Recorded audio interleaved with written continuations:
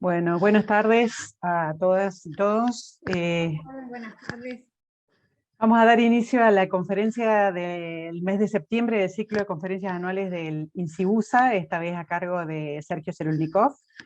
Antes de presentar a Sergio, voy a hacer una pequeña alusión a las próximas conferencias. En octubre, el miércoles 19, va a estar aquí Gerardo Aboy Carles con el tema El populismo en la política argentina en el siglo XX.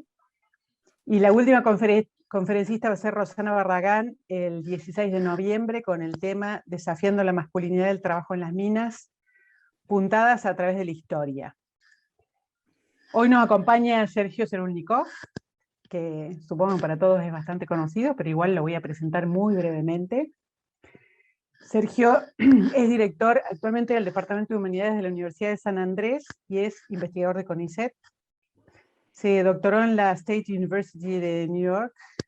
Ha sido fellow de Fernand Braudel, no sé si es una fundación o es una organización. Es una universidad. La Universidad Fernand Braudel en No, Florencia. la universidad se llama European University Institute. Esa European es la University Institute. Y la beca era la Fernand Braudel entre 2021 y 2022. Sergio tiene entre sus publicaciones unas que caracterizan el periodo anterior de sus investigaciones, que eran sobre el siglo XVIII del norte de Potosí. Uno de sus libros es Conflictos sociales e insurgencia en el mundo colonial andino, el norte de Potosí en el siglo XVIII, que fue publicado por el Fondo Cultura Económica y tiene una versión en inglés de la Duke University Press. Otro libro también dedicado a ese periodo es Revolución en los Andes, la era de Túpac Amaru, de la editorial sudamericana, con una versión en inglés también por la Duke University Press. Ha coeditado junto con Gabriel Di Meglio La larga historia de los saqueos en la Argentina de la independencia en nuestros días, publicado por Editorial Siglo XXI. Y su próximo libro se titula El poder del disenso, cultura política urbana y crisis del gobierno español, Chuquisaca 1777-1809, que será publicado por la editorial Prometeo en el curso del presente año y que es representativo de los temas que Sergio está tratando de unos años a esta parte. La conferencia de hoy se titula Cultura política y crisis del orden colonial en Charcas. Sergio, muchísimas gracias por aceptar participar en nuestras conferencias y bueno, te doy la palabra. Bueno, muchas gracias Raquel, muchas gracias por haberme invitado, a vos y a toda la gente del Instituto de ahí de Mendoza. Como dije, le comentaba a Raquel antes de empezar, que estuve hace unos 5 años, calculo, algo así, y la verdad que bueno, es un hermoso lugar, así que bueno, me encantaría estar ahí presencialmente, pero bueno, al menos estamos en contacto por este medio. Entonces, como decía Raquel, lo que voy a presentar hoy se llama Cultura política y crisis del orden colonial en Charcas. Me voy a tomar unos 50 minutos más o menos, que es lo que me dijo Raquel para dar la charla. Y bueno, después si hay preguntas o comentarios, encantado. Bueno, entonces el tema que voy a explorar hoy es la relación, digamos, entre el reformismo borbónico y el surgimiento de lo que podría llamarse una esfera política pública, ¿no? Haciendo foco particularmente en la ciudad de Chuquisaca, que se llamaba también en la época colonial La Plata. En realidad el uso de La Plata era más común que el de Chuquisaca, pero los historiadores adoptamos Chuquisaca. Yo cuando escribí el libro no sabía si poner La Plata o Chuquisaca, al final me decidí por Chuquisaca, porque me parece que es la manera que por lo menos nosotros la identificamos más fácilmente. Y es, por supuesto, como todos ustedes saben, Sucre, ¿verdad? En la actualidad, una hermosísima ciudad. Bueno, este es un tema que vengo desarrollando desde hace unos años, como bien decía Raquel, publiqué varios artículos, y ha derivado en la escritura y próxima publicación de un libro más bien grande, más de 500 páginas, no creo que vaya a ser un bestseller, que se llama El poder del disenso, cultura política urbana y crisis del gobierno español en Chuquisaca, 1777-1809. ¿no? Y le debo un agradecimiento especial a Prometeo, que aceptó publicarlo en la en la extensión original, digamos, ¿no? Así que, pero bueno, espero que pronto esté circulando, va a salir por ebook también, ¿no? Va a salir en papel y en ebook, así que eso es una buena cosa.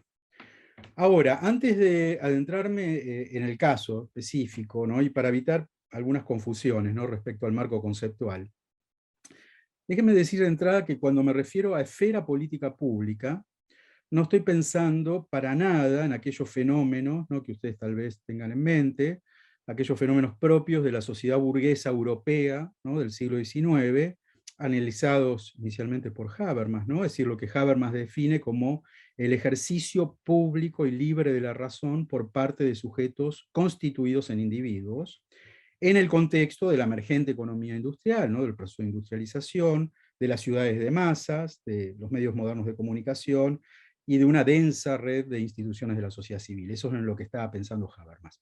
Bueno, yo no me refiero a nada de eso, obviamente, cuando hablo de esfera pública, sino algo mucho más acotado que podría genéricamente, digamos, describirse como la aparición de diversos dominios públicos en los que se discuten asuntos de interés común, ¿verdad? Asuntos de Estado, digamos así, por fuera del control, por fuera de la tutela, de las autoridades regias y eclesiásticas, de las instituciones establecidas.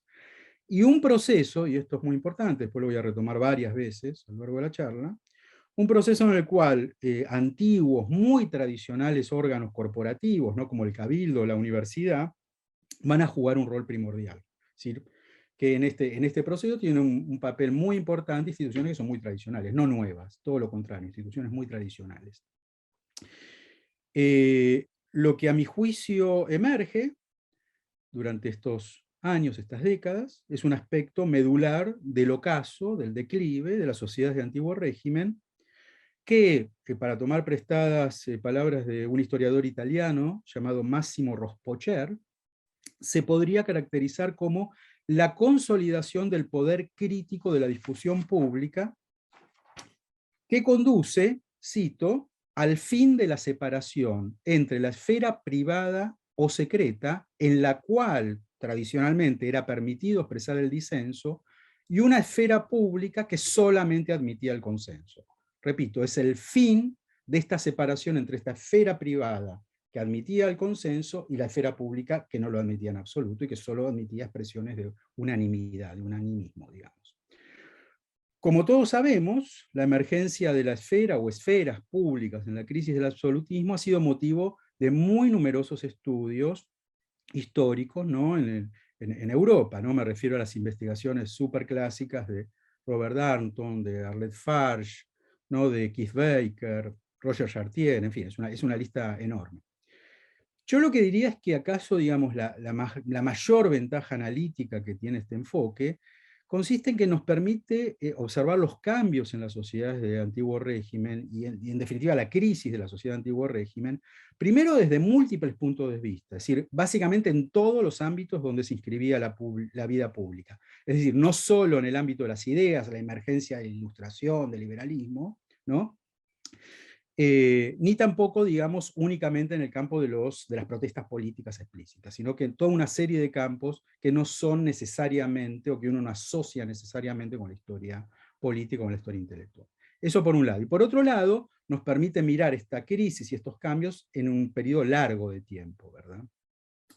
Para resumir, yo diría que en la medida que en los sistemas absolutistas las personas no constituían sujetos de opinión, sujetos legítimos de opinión, que la política estaba en principio reservada al monarca y sus ministros, lo que es nuevo, lo que es subversivo del surgimiento de espacios públicos de debate, radicó menos en el contenido concreto de las opiniones que en la reivindicación del derecho legítimo a opinar, ¿no? Ese es lo que marca para mí el cambio, no solamente para mí, obviamente, lo estoy tomando de otros historiadores.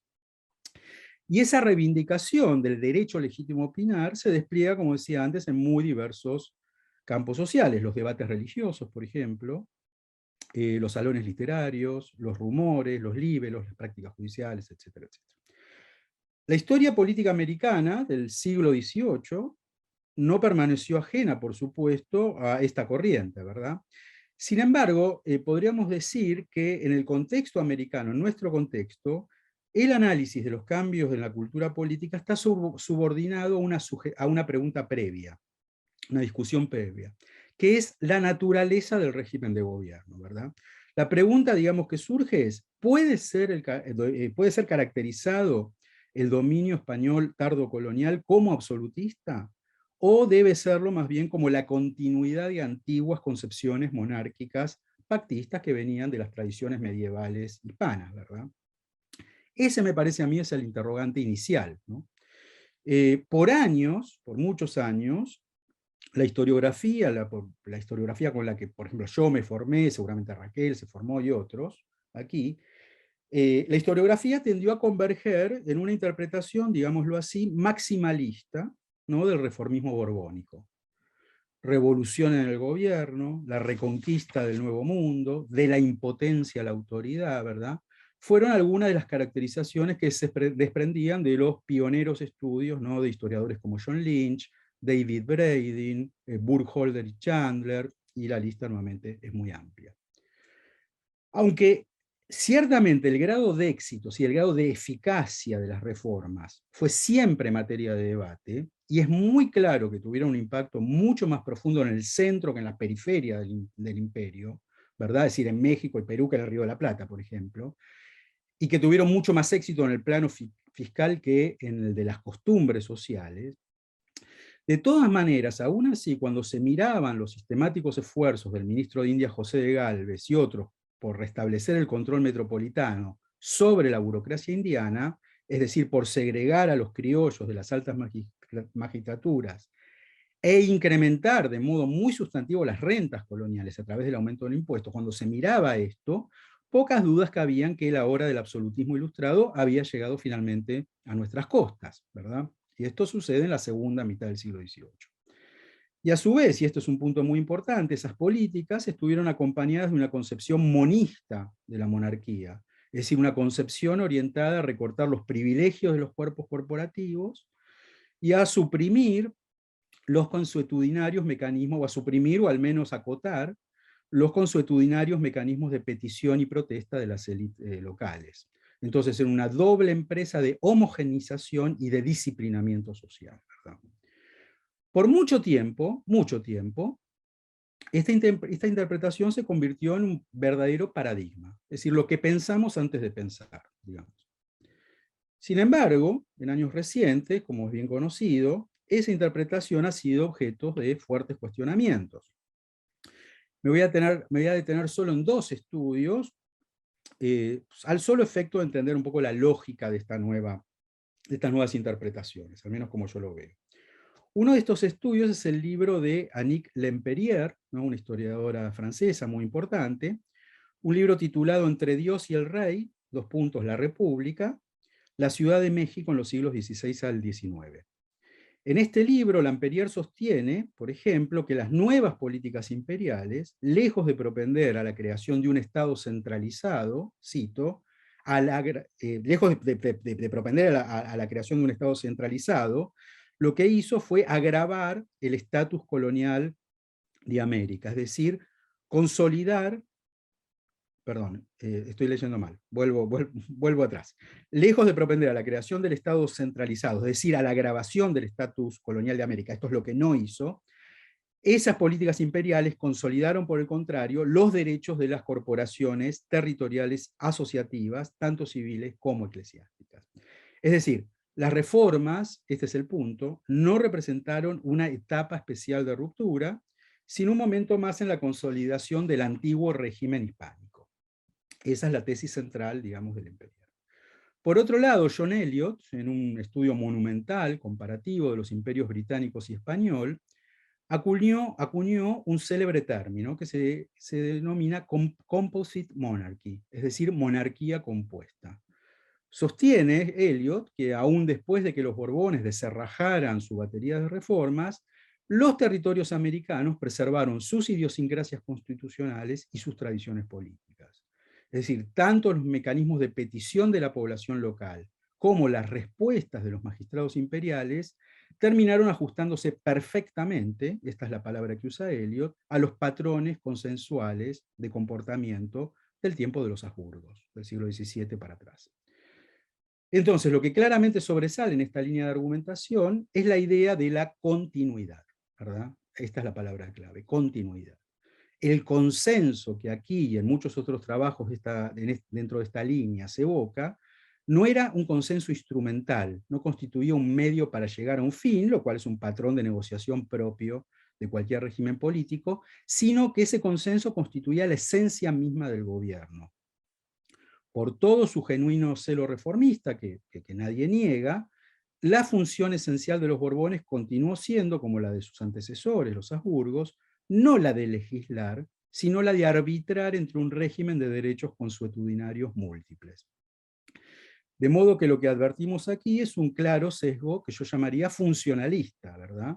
Es decir, las políticas estatales desencadenan en respuesta a una serie de fuerzas que en esencia terminan por afianzar el sistema que esas fuerzas resisten. Y al final del camino lo que volvemos es una situación de equilibrio reproductivista, digamos, ¿no? De acuerdo a esta visión, entonces, hasta los albores mismos de la crisis de la independencia, la historia de las posesiones de ultramar habrían continuado siendo, en gran medida, una historia de conflictos localizados y armonías fundamentales. Conflictos localizados, intensos, pero localizados, y armonías fundamentales. Las discordias, según la metáfora acuñada por un historiador, eran del orden de lo fisiológico, ¿verdad? No de lo patológico. De suerte que para comienzos del siglo XIX la sustentabilidad del régimen español no corría riesgos de consideración.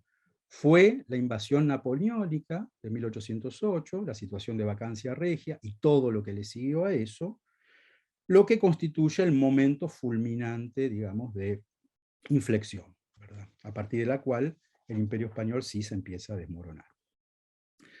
Entonces, yo creo que es en este punto que los estudios sobre la conformación de una esfera política pública, lo repito nuevamente, el desarrollo de diversas prácticas representativas y espacios de debate sobre asuntos de Estado, ¿no? Entonces, es en este punto que esa conformación de esa esfera política pública nos permite abordar el problema desde una óptica diferente, diría yo, tanto a las visiones maximalistas como minimalistas del impacto del centralismo borbónico. Diferente. El problema analítico, a mi juicio, consiste en desplazar el eje de la Inquisición del grado de eficacia de los nuevos designios metropolitanos, es decir, de sus logros y sus fracasos, que los tuvo ambos, y centrar la atención en los efectos no buscados, lo que llamaríamos los movimientos tectónicos, que conllevó la contenciosa puesta en práctica de este programa de reformas. Me refiero específicamente a cómo la implementación de este programa de reformas imperiales alteró la relación entre gobernantes y gobernados y la relación de ambos con lo público, ¿verdad? Ese es lo que me parece que es el enfoque central. Es, por cierto, una cuestión que puede ser pensada a partir de toda una línea de estudios que ha habido en los últimos años. Hay un trabajo que a mí me gusta mucho, de un historiador mexicano que se llama Gabriel Torres Puga. El libro se llama Opinión Pública y Censura en Nueva España, Indicios de un Silencio Imposible, 1767-1794. Este mismo tipo de enfoque se puede apreciar en el gran libro de Lyman Johnson, sobre Buenos Aires, que se llama Los Talleres de la Revolución, la Buenos Aires plebeya y el Mundo Atlántico 1776-1810.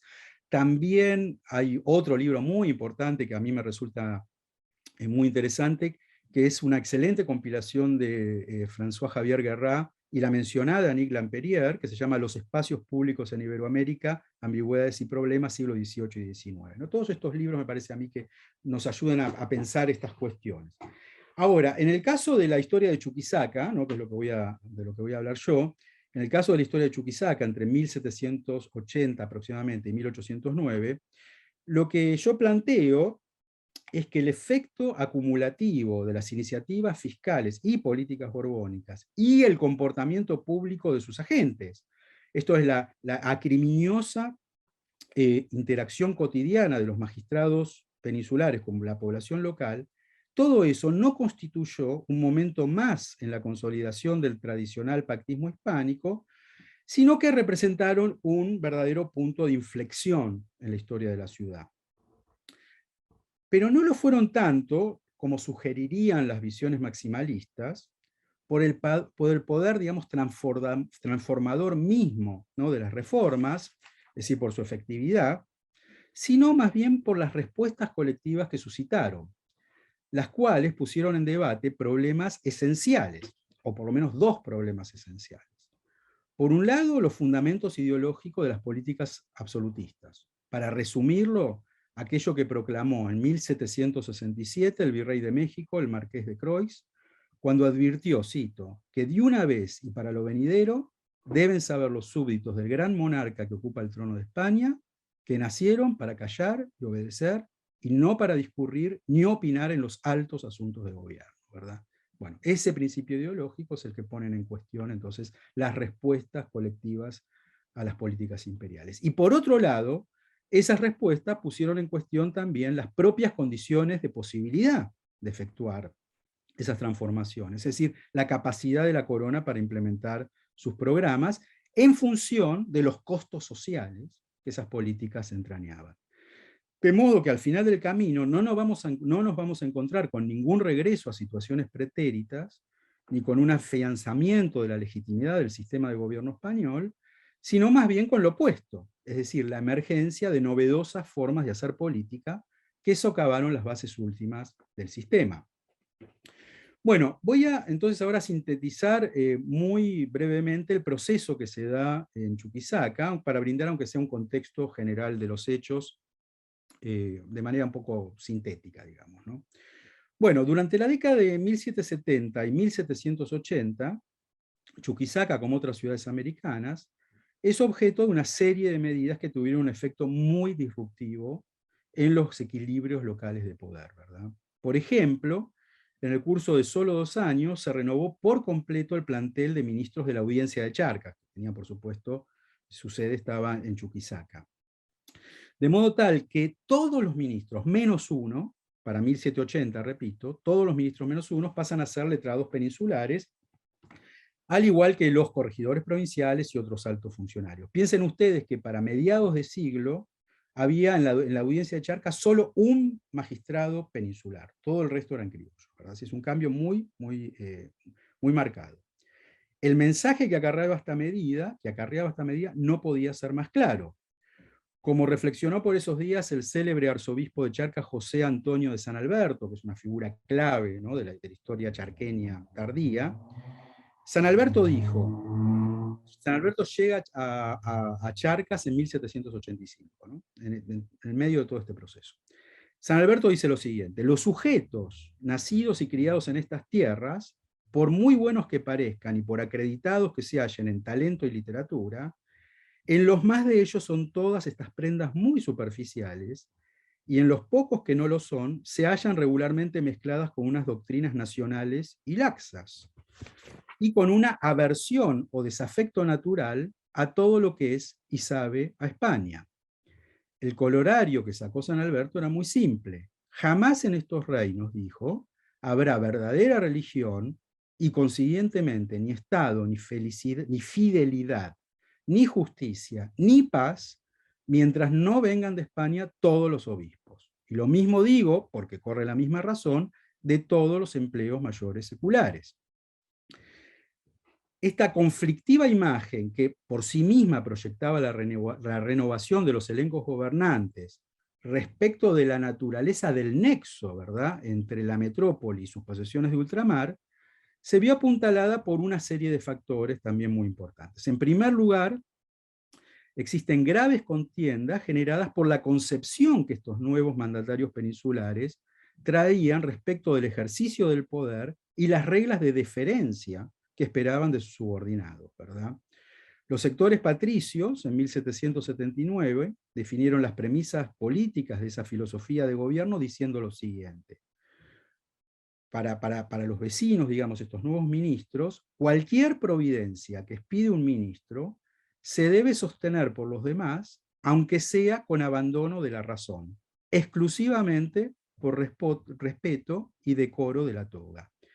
Entonces, si concluyeron, esta es la doctrina, o por mejor decir, maquiavelística máquina, con que en esta ciudad se repite el grave daño de sus vecinos, y se trastornan los más sagrados estatutos. Esta es la visión que tenía el vecindario de estas concepciones que traían estos nuevos ministros peninsulares.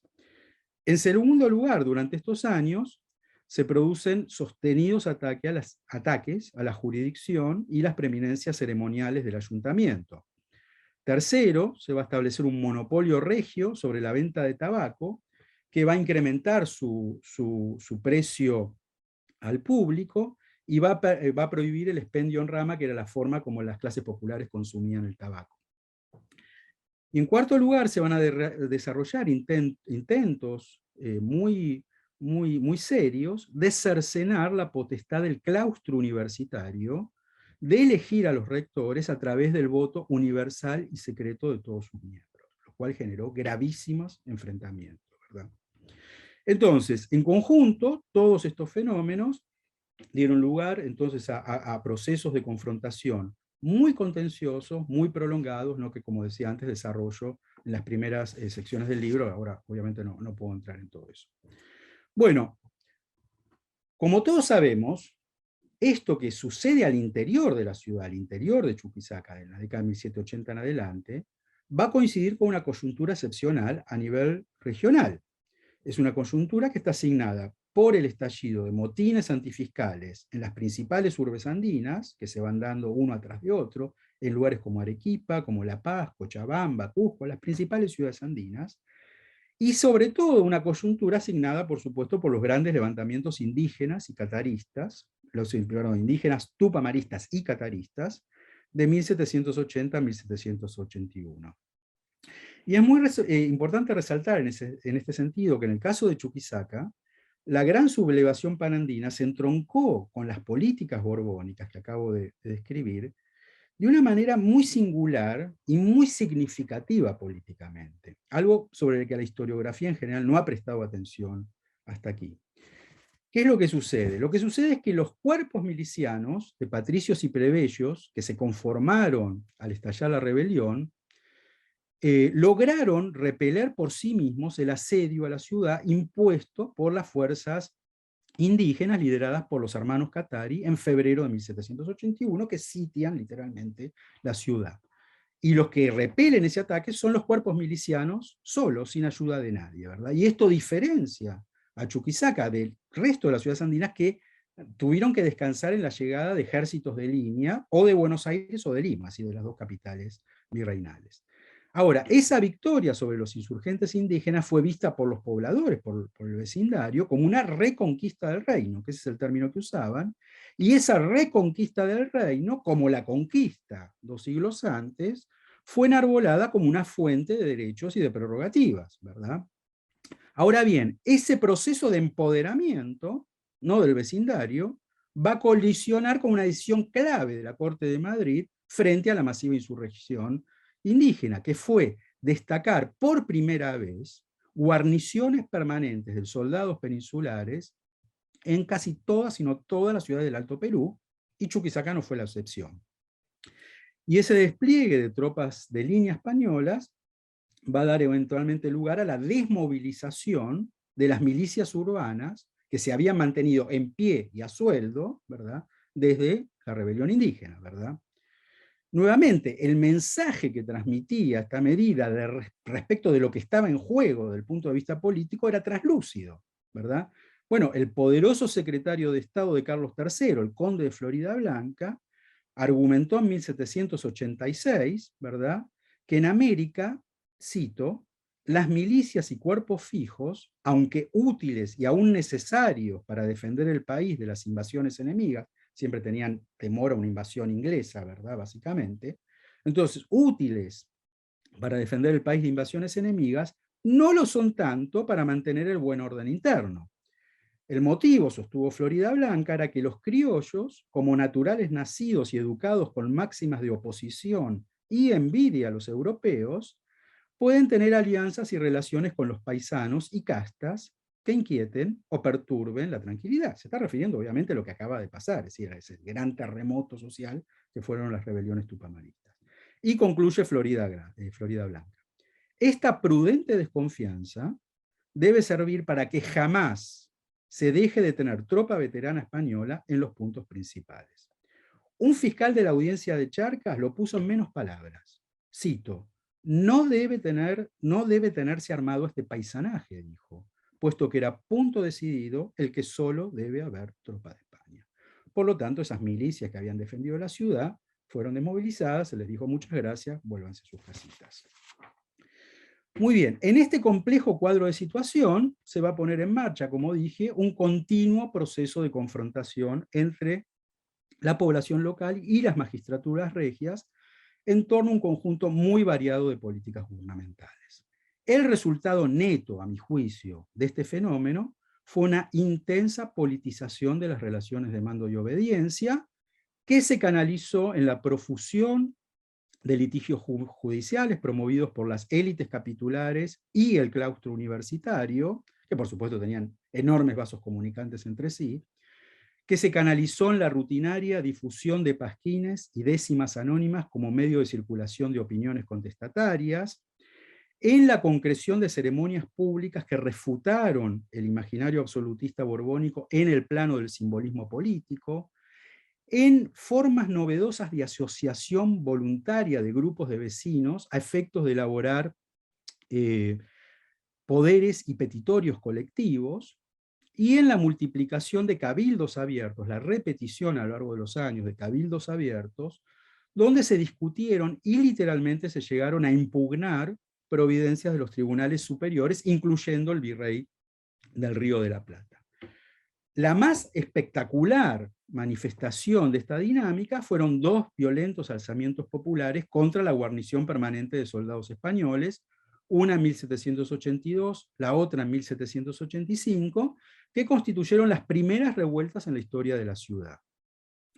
Como es de esperar, los enfrentamientos callejeros, como todos los motines urbanos en Hispanoamérica, estuvieron protagonizados por sectores plebeyos, obviamente, incluyendo sobre todo los miembros de las milicias veteranas, que eran en general artesanos, mestizos, miembros de la plebe. Entonces los motines fueron protagonizados por estos sectores, los enfrentamientos, pero contaron con el abierto apoyo de los sectores patricios representados en el cabildo. El ayuntamiento, de hecho, operó como el portavoz institucional de los levantamientos, es decir, de los generalizados sentimientos de agravio de todo el vecindario frente a los actos de violencia de la tropa peninsular en el espacio público. Piensen ustedes, entre 1781 y 1785 murieron 3 paisanos por enfrentamientos, por reyertas callejeras, digamos, entre soldados y vecinos. También por el avance de los soldados sobre las esposas e hijos de patricios y plebeyos por igual, es decir, por la afrenta a sus derechos patriarcales, ¿no?, por parte de estos soldados que vivían en la ciudad. La protesta por los fueros especiales que gozaban los soldados, el fuero militar, y la competencia de estatus que había entre los soldados y las milicias, y su propia presencia, finalmente, en una urbe, digamos, que había sabido protegerse y proteger los derechos del rey por sus propios medios, ¿verdad? Entonces, todo lo que sucede.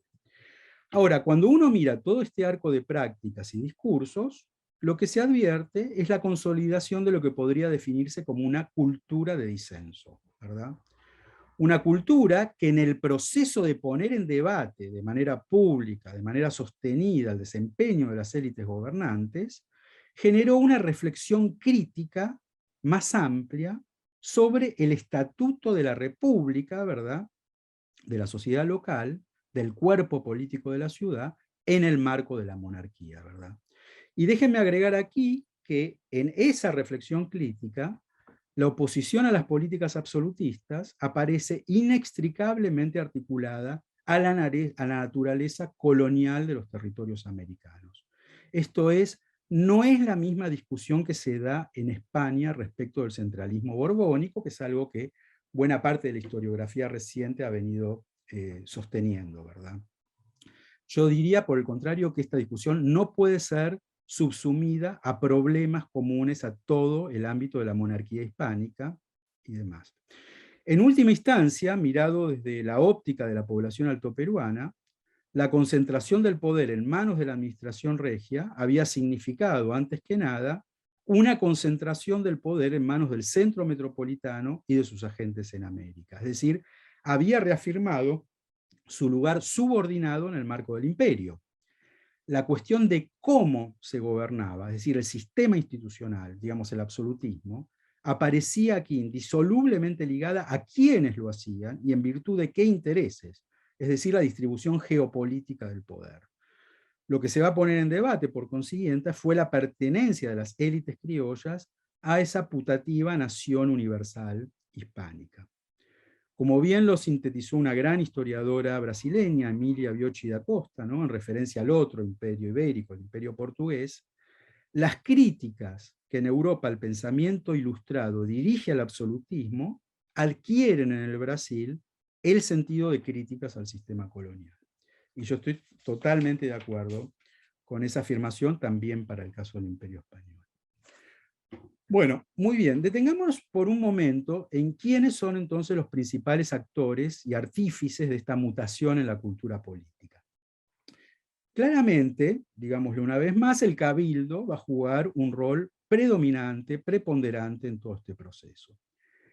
El ayuntamiento se tornó en el principal catalizador del disenso y en el vocero de lo que un contemporáneo describió como los órganos que forman la opinión pública de Chuquisaca, el vocero de los órganos que forman la opinión pública de Chuquisaca. Según este contemporáneo, esos órganos que forman la opinión pública de Chuquisaca estaba compuesto de regidores, canónigos, compadres, abogados y doctores.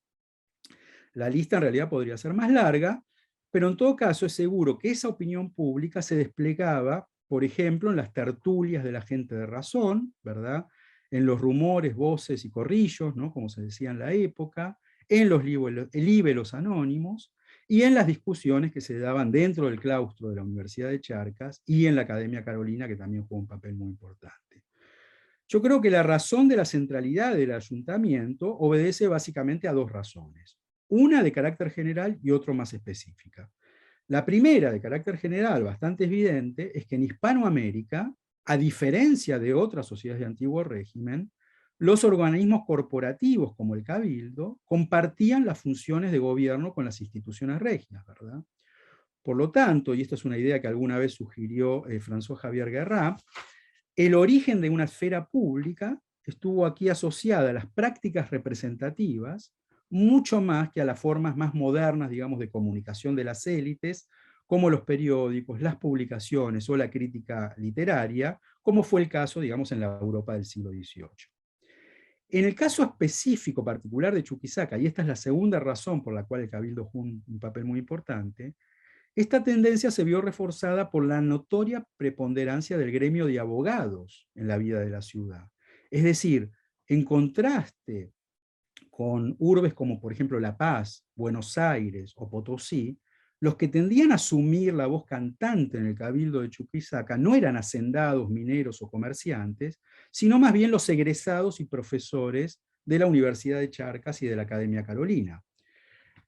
El extenso conocimiento del derecho indiano que tenían estos individuos, su predisposición intelectual a la litigiosidad, sumado a la plena identificación con el mundo del criollo, del cual extraían su prestigio y sus recursos económicos, creo yo, dejaron una marca muy fuerte en las contenciosas iniciativas del cuerpo concejil. Y no es casual en este sentido que también la Universidad de Charcas haya funcionado como otro de los grandes escenarios de conflicto entre las autoridades, de conflicto con las autoridades regias y las jerarquías eclesiásticas, ¿verdad? Ahora, lo que me parece fundamental subrayar aquí es que el punto de llegada de todo este proceso fue muy diferente al punto de partida. La beligerancia del Cabildo, así como del claustro universitario de la universidad, así como de las milicias urbanas, esa beligerancia no debería ser entendida como una mera reacción tradicionalista frente a la implantación del modelo absolutista, es decir, como dice Guerra, una nostalgia de las antiguas instituciones representativas, una búsqueda de amparo en las viejas libertades, no se refería a este pensamiento político tradicional del siglo XVII y antes. ¿No? Por el contrario, lo que yo sostengo es que en Chuquisaca la intensa conflictividad política de la época llevó a que el ayuntamiento se tornase una caja de resonancia de antagonismos que excedían largamente los asuntos propiamente corporativos. Vale decir, llevaron a que el cabildo dejase de operar como una mera institución administrativa municipal, monopolizada por un grupo de familias notables, en relación más o menos simbiótica con las magistraturas regias, y empezase a servir como un órgano de representación política del vecindario en abierta oposición a las principales instancias de poder español. Y llevó también a que los sectores sociales a los que el cabildo proclamó representar abarcaran de una manera muy activa, muy tangible, no solo las élites, sino también la plebe urbana, los sectores populares urbanos. En otras palabras, diríamos que la política de la plaza y la política de las calles va a ir encontrando su lugar también en la sala capitular. Y en la sala capitular se discuten, a su vez, asuntos privativos a los magistrados del rey. No en vano, para poner un solo ejemplo, el ayuntamiento de Chuquisaca fue acusado en relación a un cabildo abierto que se da en 1785, en el que se comenta y critica públicamente una providencia del virrey del Río de la Plata. Entonces el ayuntamiento de Chuquisaca es acusado por las autoridades virreinales, cito, de un crimen horrendo de sedición por haberse osado a exponer importantes cuestiones de Estado a la censura de un pueblo rudo e ignorante. Esto es lo que se dice de las prácticas políticas del cabildo. El virrey del Río de la Plata, en ese momento era el marqués de Loreto, escribió al ministro de India, José de Gálvez, que si Gálvez se detenía a meditar en las características de este cabildo abierto, de este evento, repararía que no se trataba en realidad de un cabildo abierto, sino más bien, cito, de una junta de vecinos que se formó en las mismas salas capitulares. Lo que Loreto estaba diciendo era que a la sombra de la autoproclamada fidelidad al monarca, el antiguo edificio del ayuntamiento y la venerable institución del cabildo abierto se habían tornado en escenarios de sediciosas prácticas representativas, es decir, de juntas, ¿verdad? Un fenómeno de evidentes resonancias para lo que va a ocurrir en otro contexto totalmente distinto en Chuquisaca en 1809 y en Buenos Aires un año después, ¿verdad? Ahora, la observación de Loreto, creo yo, nos invita a reflexionar sobre una dimensión central de la erosión de los sistemas de antiguo régimen, que es lo que yo llamaría la relación entre tradición y novedad, entre orden y ruptura, ¿verdad? Leyendo la voluminosa documentación dejada por las disputas del período, resulta muy claro que desde la perspectiva de la Corte Virreinal de Buenos Aires o de la Audiencia de Charcas, el hecho de que las prácticas de oposición al gobierno se hicieran, cito, con nombre de vecinos y pretexto de fidelidad y lealtad, no hacía esas prácticas menos alarmantes, sino por el contrario todavía más corrosivas, más insidiosas y más abominables, que es la palabra que se usa en la época. Más abominables que los propios estallidos de violencia popular, ¿no? Todas estas prácticas resultan más peligrosas incluso que el propio ejercicio de la violencia popular. Para enmarcar conceptual y comparativamente este problema, lo que voy a hacer es traer brevemente a colación algunos estudios sobre la Revolución Inglesa del siglo XVII, y más específicos sobre la función de las peticiones al monarca durante esa coyuntura del siglo XVII en Inglaterra, que me parece que son muy iluminadores como para pensar todo este asunto, ¿verdad? Hay una serie de trabajos que muestran cómo la resistencia popular al absolutismo de los Estuardos en Inglaterra reactivó un antiguo dispositivo comunicacional de origen medieval, de origen muy antiguo, que eran las peticiones al rey, ¿verdad? Sin embargo, mientras en el pasado, tradicionalmente, las peticiones se habían limitado a transmitir agravios locales al poder central, ¿verdad?, conforme a normas universales de deferencia y secretismo, ¿verdad?, que proscribían todo debate abierto sobre asuntos de gobierno, las peticiones del siglo XVII, es decir, en plena Revolución Inglesa, tendían a deslizar juicios normativos sobre la voluntad popular, ¿verdad?, y a interpelar a la opinión del público. Es decir, nada era más refractario al orden y al mundo heredado. Y aún así, y este es realmente el punto clave, lo propio, lo distintivo de estas novedosas modalidades de petición consistía precisamente en desmentir, en encubrir su carácter novedoso. Como bien argumenta un historiador británico que se llama David Saret, dice lo siguiente, cito: los consuetudinarios elementos retóricos adoptados por las peticiones durante la Guerra Civil eran un recurso para denegar la innovación. Y sigue, los actores políticos, vindicaban sus peticiones en tanto planteos deferenciales, jurídicos y espontáneos de agravios. Es decir, la fórmula discursiva que despolitizaba los reclamos en las peticiones convencionales, y estos actores denostaban a sus rivales, las peticiones rivales, exponiendo todo aquello que contradecía sus apariencias apolíticas. ¿Qué sugiere todo esto?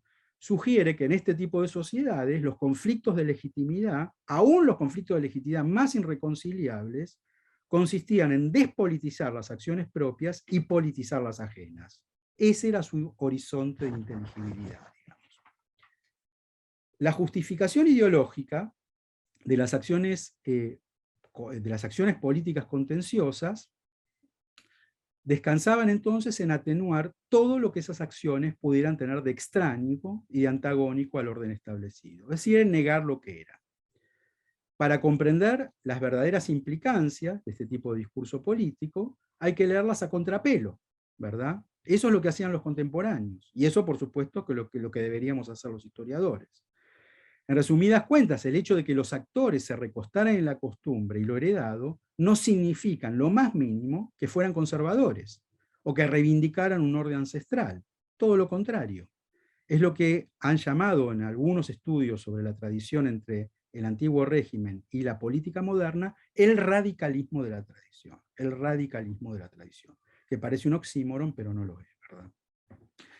Ahora bien, volviendo al caso de Charcas, uno de los dilemas fundamentales que los altos magistrados regios, tanto en el Alto Perú como en el Virreinato de Buenos Aires, digamos, los dilemas que los magistrados debieron afrontar, fue precisamente el desmentir y refutar las apariencias apolíticas de las acciones colectivas del vecindario, es decir, su constante apelación al legitimismo monárquico y a los derechos consuetudinarios.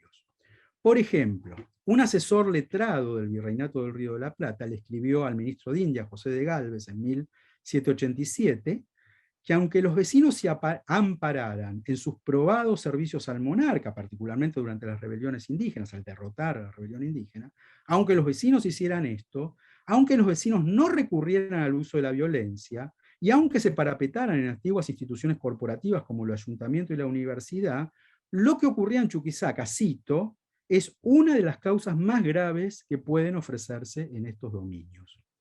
Explicó este funcionario virreinal que aunque no constaba que hayan tomado las armas contra la patria, sí que han conspirado contra el buen orden y reglas de administración de justicia, pervirtiendo y perturbando los juicios. Puesto que en estas sociedades la potestad de juzgar era consustancial a la de mandar, el hecho de que la cultura de disenso no menoscabara la soberanía regia explícitamente, es decir, que no se tomaran las armas contra el monarca, no hacía de esa cultura un fenómeno menos grave. En rigor, para este funcionario, para el resto de los funcionarios, era muy grave. Era de los asuntos más graves que estos dominios americanos podían ofrecer. Y esa dinámica, en realidad, esa dinámica política se fue ahondando a lo largo del tiempo. El mencionado funcionario virreinal que acabo de citar se estaba refiriendo sobre todo a lo ocurrido luego del motín de 1785 contra la guarnición militar permanente, ¿verdad?, de españoles. Es decir, al hecho de que en los meses posteriores al alzamiento, las élites patricias se hubieran prodigado, cito, esta es otra cita de este mismo funcionario, las élites patricias se hubieran prodigado en sacar a plaza innumerables improperios y expresiones calumniosas, llenas de espíritu más abominable de partido, en una ocasión en que más que en otras, todo debía ser sumisión, obediencia, buen orden y respeto, y que por lo mismo todos estaban en la rigurosísima obligación de callar hasta que fueran preguntados. En la rigurosísima obligación de callar hasta que fueran preguntados. Pero esa recalcitrante, digamos, intervención de la población local en la vida pública no fue un evento, fue un proceso, ¿verdad?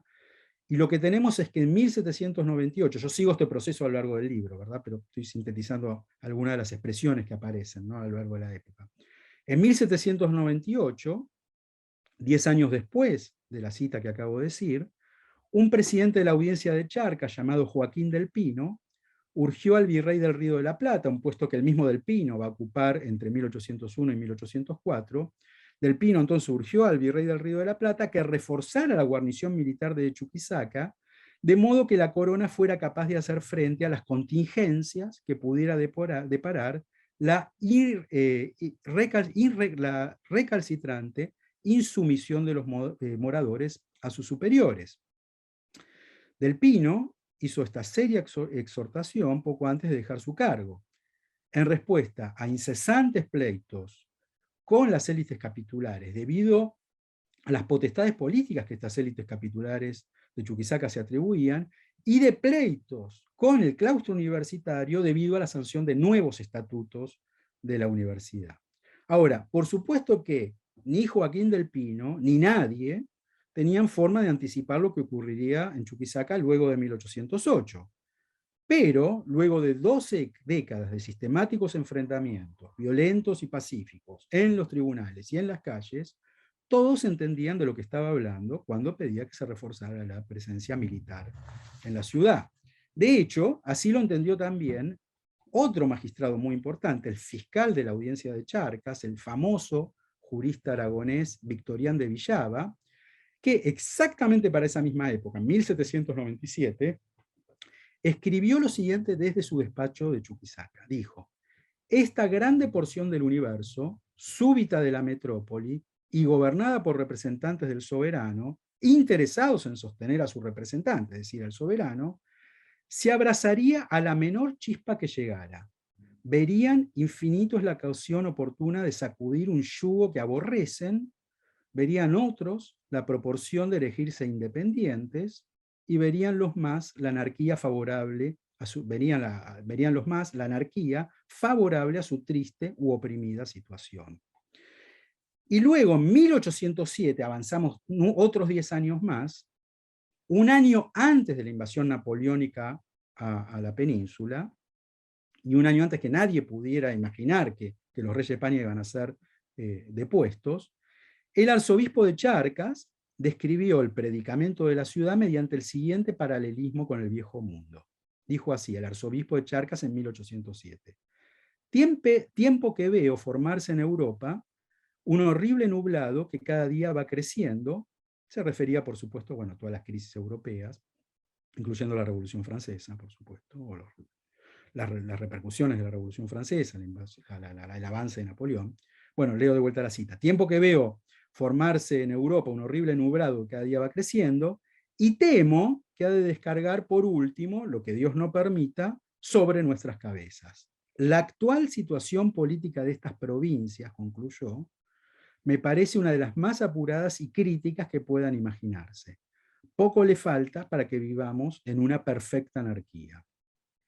Anarquía significaba para el prelado, como antes para el fiscal Villava, sentido de desgobierno, la autoatribuida potestad del vecindario para manifestarse públicamente sobre cuestiones de Estado.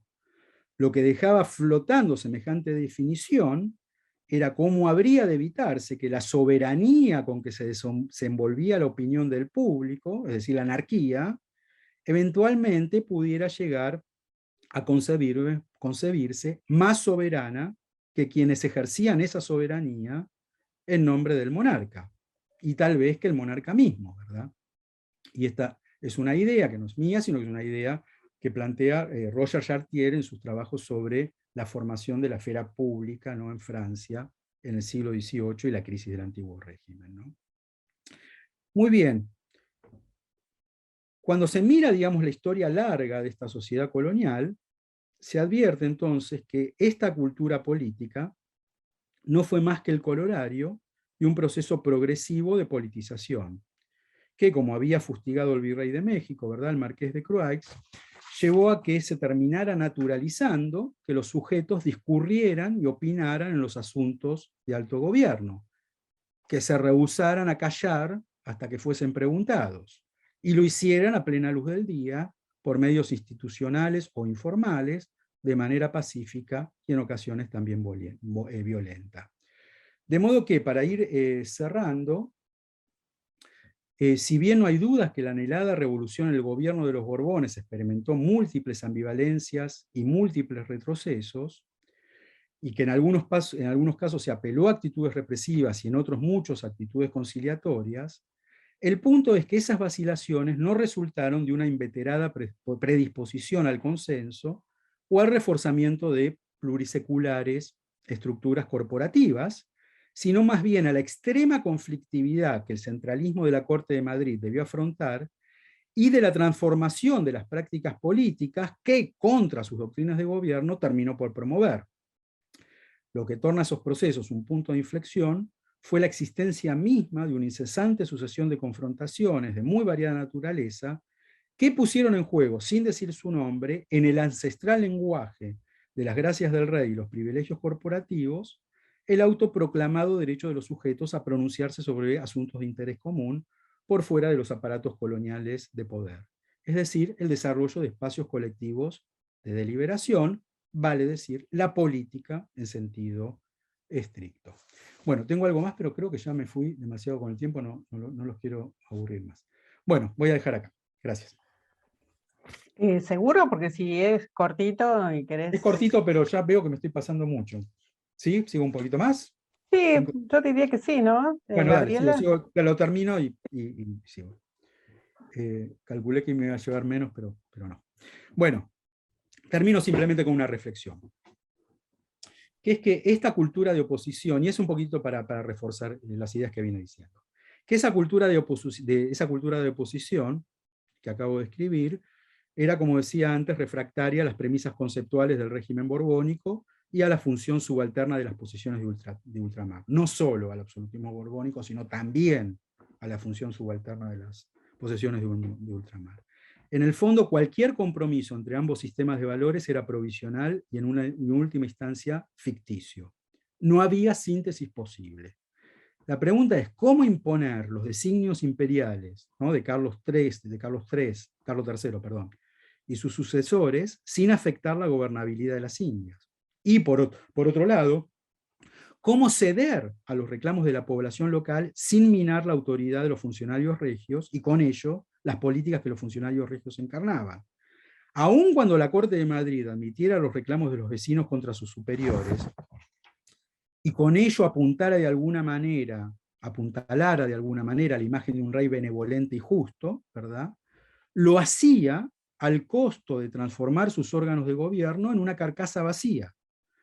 Así como a los ojos de la población urbana el percibido despotismo de los magistrados coloniales socavaba la integridad de la ley y afrentaba sus derechos, la intervención metropolitana en los asuntos locales socavaba la capacidad de mando de esos propios magistrados.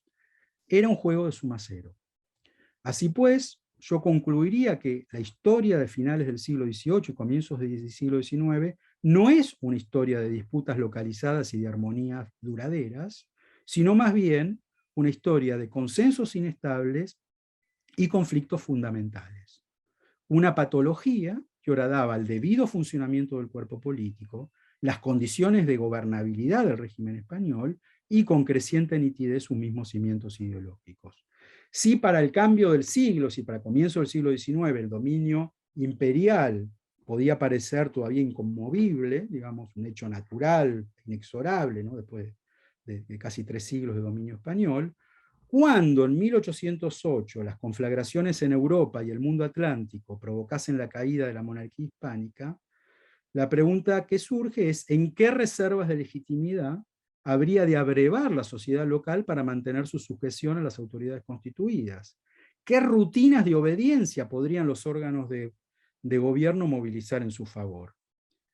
La intratable crisis política provocada por las invasiones inglesas de Buenos Aires en 1806 y 1807 y las abdicaciones de Bayona inmediatamente después traerían las respuestas a estos interrogantes.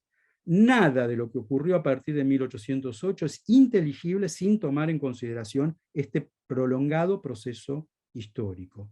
Y no lo es porque las gravísimas controversias ocasionadas en América y en España a raíz de la cefalía regia y la tutela de la soberanía, que es un problema de orden jurídico constitucional emanado de la coyuntura europea, estuvo precedida y enmarcada por una crisis de las estructuras coloniales de gobierno, que es un problema de orden político-ideológico de mucho más largo aliento, ¿verdad? Bueno, y ahora sí te concentro.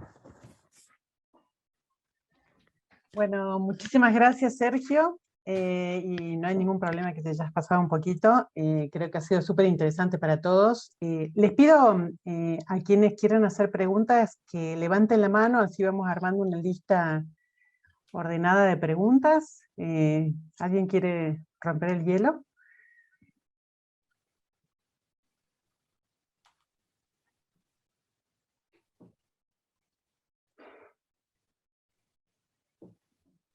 Bueno, los dejé callados a todos. Sí, eso parece. Están todos anonadados. Bueno, espero haber sido tan convincente que...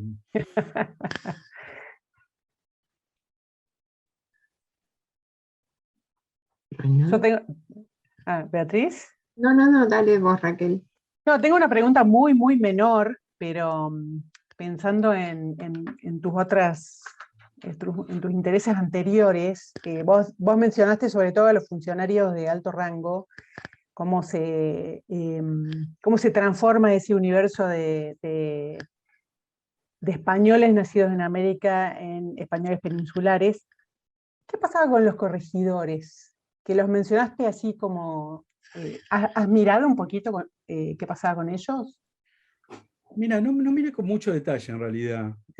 Justamente el otro día tuve una charla con un colega mexicano del Colegio de Michoacán que está estudiando ese tema y están armando una red, que tal vez te podría interesar, una red de estudios sobre de subdelegados, digamos, corregidores, en México se llaman alcaldes, ¿no? Provinciales. Yo la verdad que no lo miré muy en detalle, pero lo que sí sé es que tienden nuevamente a ser designados desde la metrópoli, ¿no? El ministro de India los designa. Y era gente venida de afuera. Yo estudié, como vos sabés, en la provincia de Chayanta, el gran enemigo, digamos, de las comunidades indígenas, un tipo que vino de Barcelona, un catalán, tipo que tenía muchos contactos en la corte, en la corte virreinal, en la corte de Madrid, en Lima, y con los ministros de la audiencia, ¿no? Un catalán que se llamaba Joaquín Alós. Y los anteriores, no todos, pero muchos de los anteriores, de hecho el que lo había precedido era un minero local, digamos, ¿no? Que también había tenido mucho conflicto, ¿no? Pero yo creo que, bueno, también en el caso de otras provincias de alrededor también son peninsulares, pero no lo estudié en detalle, digamos, es un tema que ya me escapa. En realidad mi estudio realmente está muy centrado en la Chuquisaca. ciudad. Sí. Es un estudio de historia urbana, digamos. Si vos querías preguntar algo, Beatriz. Sí, ¿qué tal, Sergio? La verdad que me sumé un poquito tarde al inicio de tu charla por otras cuestiones, pero realmente, bueno, me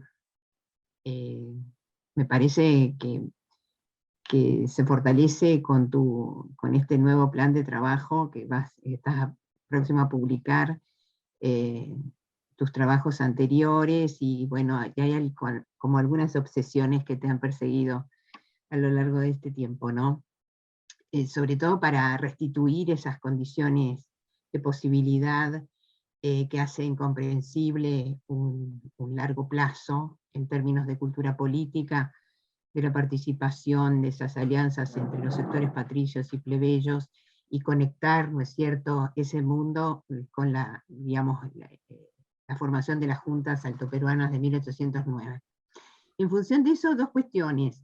Yo recuerdo en ese texto señero de Alperín, Crisis y Disolución de los Imperios Ibéricos, que él señalaba 1809 como que ahí la represión de los junteros ponía en evidencia la ruptura del consenso colonial, ¿no?, en las élites, ¿no? Como que ahí las élites se habían dado cuenta de que no había marcha atrás frente a esos márgenes, diríamos, de autonomía, o como lo quieras llamar, en relación a digamos, a esa frustración de última del ejercicio de centralización, porque justamente demostraban eso, y que la revolución, al mejor estilo tocquevilleano, sería la que daría lugar a la centralización del poder, porque las reformas borbónicas no lo habían podido implementar del todo bien, ¿no? En torno a esto, digamos, tu argumento y tu tesis modificaría esa visión alperiniana de última, teniendo en cuenta décadas en donde hay un ejercicio y hay digamos, ese disenso, ese ejercicio del disenso que precipitaría o que pondría condiciones muy diferentes para procesar la crisis del 8, ¿no? Que en Chuquisaca, por lo que vos decís, sería muy evidente. Ahora,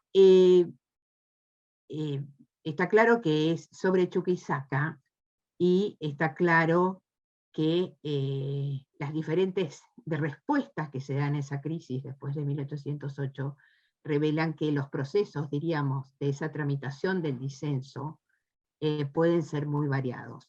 Vos lo atribuís, se podría entonces atribuir a la experiencia de los levantamientos altoperuanos como el punto de inflexión de esa cultura del disenso domesticada que hacia 1809 se vería resquebrajada o sería la gran facilitadora, diríamos, de los movimientos insurgentes, o no. Eso por una parte. Y la otra cuestión es que escuchaba... Sí, porque repetime la pregunta, porque no sé si la termino de entender. La pregunta es, ¿hasta qué punto, diríamos, toda esta cultura política de disenso, desde fines del siglo, que es resultado de cómo tramitaron, diríamos, la represión de los levantamientos y ese uso y esa apropiación que hacen tanto las élites de Chuquisaca, abroqueladas en el cabildo, etcétera, etcétera, si diríamos, ese mundo que se está transformando es el que facilita la explicación de la emergencia de las juntas altoperuanas de 1809, y que, en definitiva, explicaría la especificidad de ese mundo frente a otras variaciones en donde cómo se procesa la crisis de 1808 en otras ciudades sería distinto, ¿no? Y la otra cuestión que me hizo acordar mientras te escuchaba, es los alegatos o los argumentos en torno a ese, digamos, a ese diagnóstico de que el mundo colonial está en crisis, o que el mundo colonial no es el mismo, y esa autopercepción y reconocimiento, te diría, de crítica al absolutismo monárquico, y por otra parte de la condición de subordinación de las provincias de ultramar a ese esquema de poder, en torno a la propaganda que también se está dando en torno a este diagnóstico, que traería a colación el viejo argumento de los precursores en la independencia, y restarle peso, o no restarle peso, sino poner en cuestión que 1808 no es el precipitador, sino que hay un diagnóstico previo a este resultado. Perdona para tratar de entender bien tu pregunta. ¿Cómo es la cuestión de la propaganda? Porque entiendo lo que... ¿Te acordás? Digamos, en las historias clásicas de las independencias, hasta, diríamos, las nuevas agendas de que no había que confundir independencia con crisis dinástica, por la ambigüedad misma de las características de las revoluciones, diríamos, se subordinó o no se le prestó suficiente atención al papel de los precursores, como se llamaba en su momento, en torno a los diagnósticos sobre las debilidades del sistema colonial y la propaganda que daría lugar a las posibles alianzas entre los precursores e incentivar otro tipo de actividades en la América hispana, ¿no? durante mucho tiempo, y a raíz de toda la historiografía de las independencias con François Javier Guerra y todo lo que vino después, esas tesis cayeron en desuso, podemos decir, frente al tema de que por las teorías difusionistas, etcétera, etcétera, por el carácter de la circulación, etcétera, etcétera. Pero de alguna manera, el esquema, diríamos, o el escenario que vos mostrás con esta detallada restitución de los actores y de los procesos locales, de que los locales no solamente piensan en lo local, sino que tienen una idea de monarquía general, etcétera, etcétera, diríamos, recolocaría un tipo de discusión de esa naturaleza o no. Bueno, bárbaro. Sí, son preguntas muy importantes. Yo, a ver, vamos por parte. Respecto a la última, digamos, ¿no? Yo creo que acá ha habido, sí, efectivamente, digamos, hay toda una corriente historiográfica a partir de Guerra, del libro, bueno, Señero, para los que no lo conocen, no sé si son todos historiadores o no, pero el libro de François Javier Guerra es un libro señero, ¿cómo se llama? Beatriz Tradición. Modernidad e Independencia. Modernidad e Independencia. Y ¿no? las revoluciones hispánicas. Y las revoluciones hispánicas.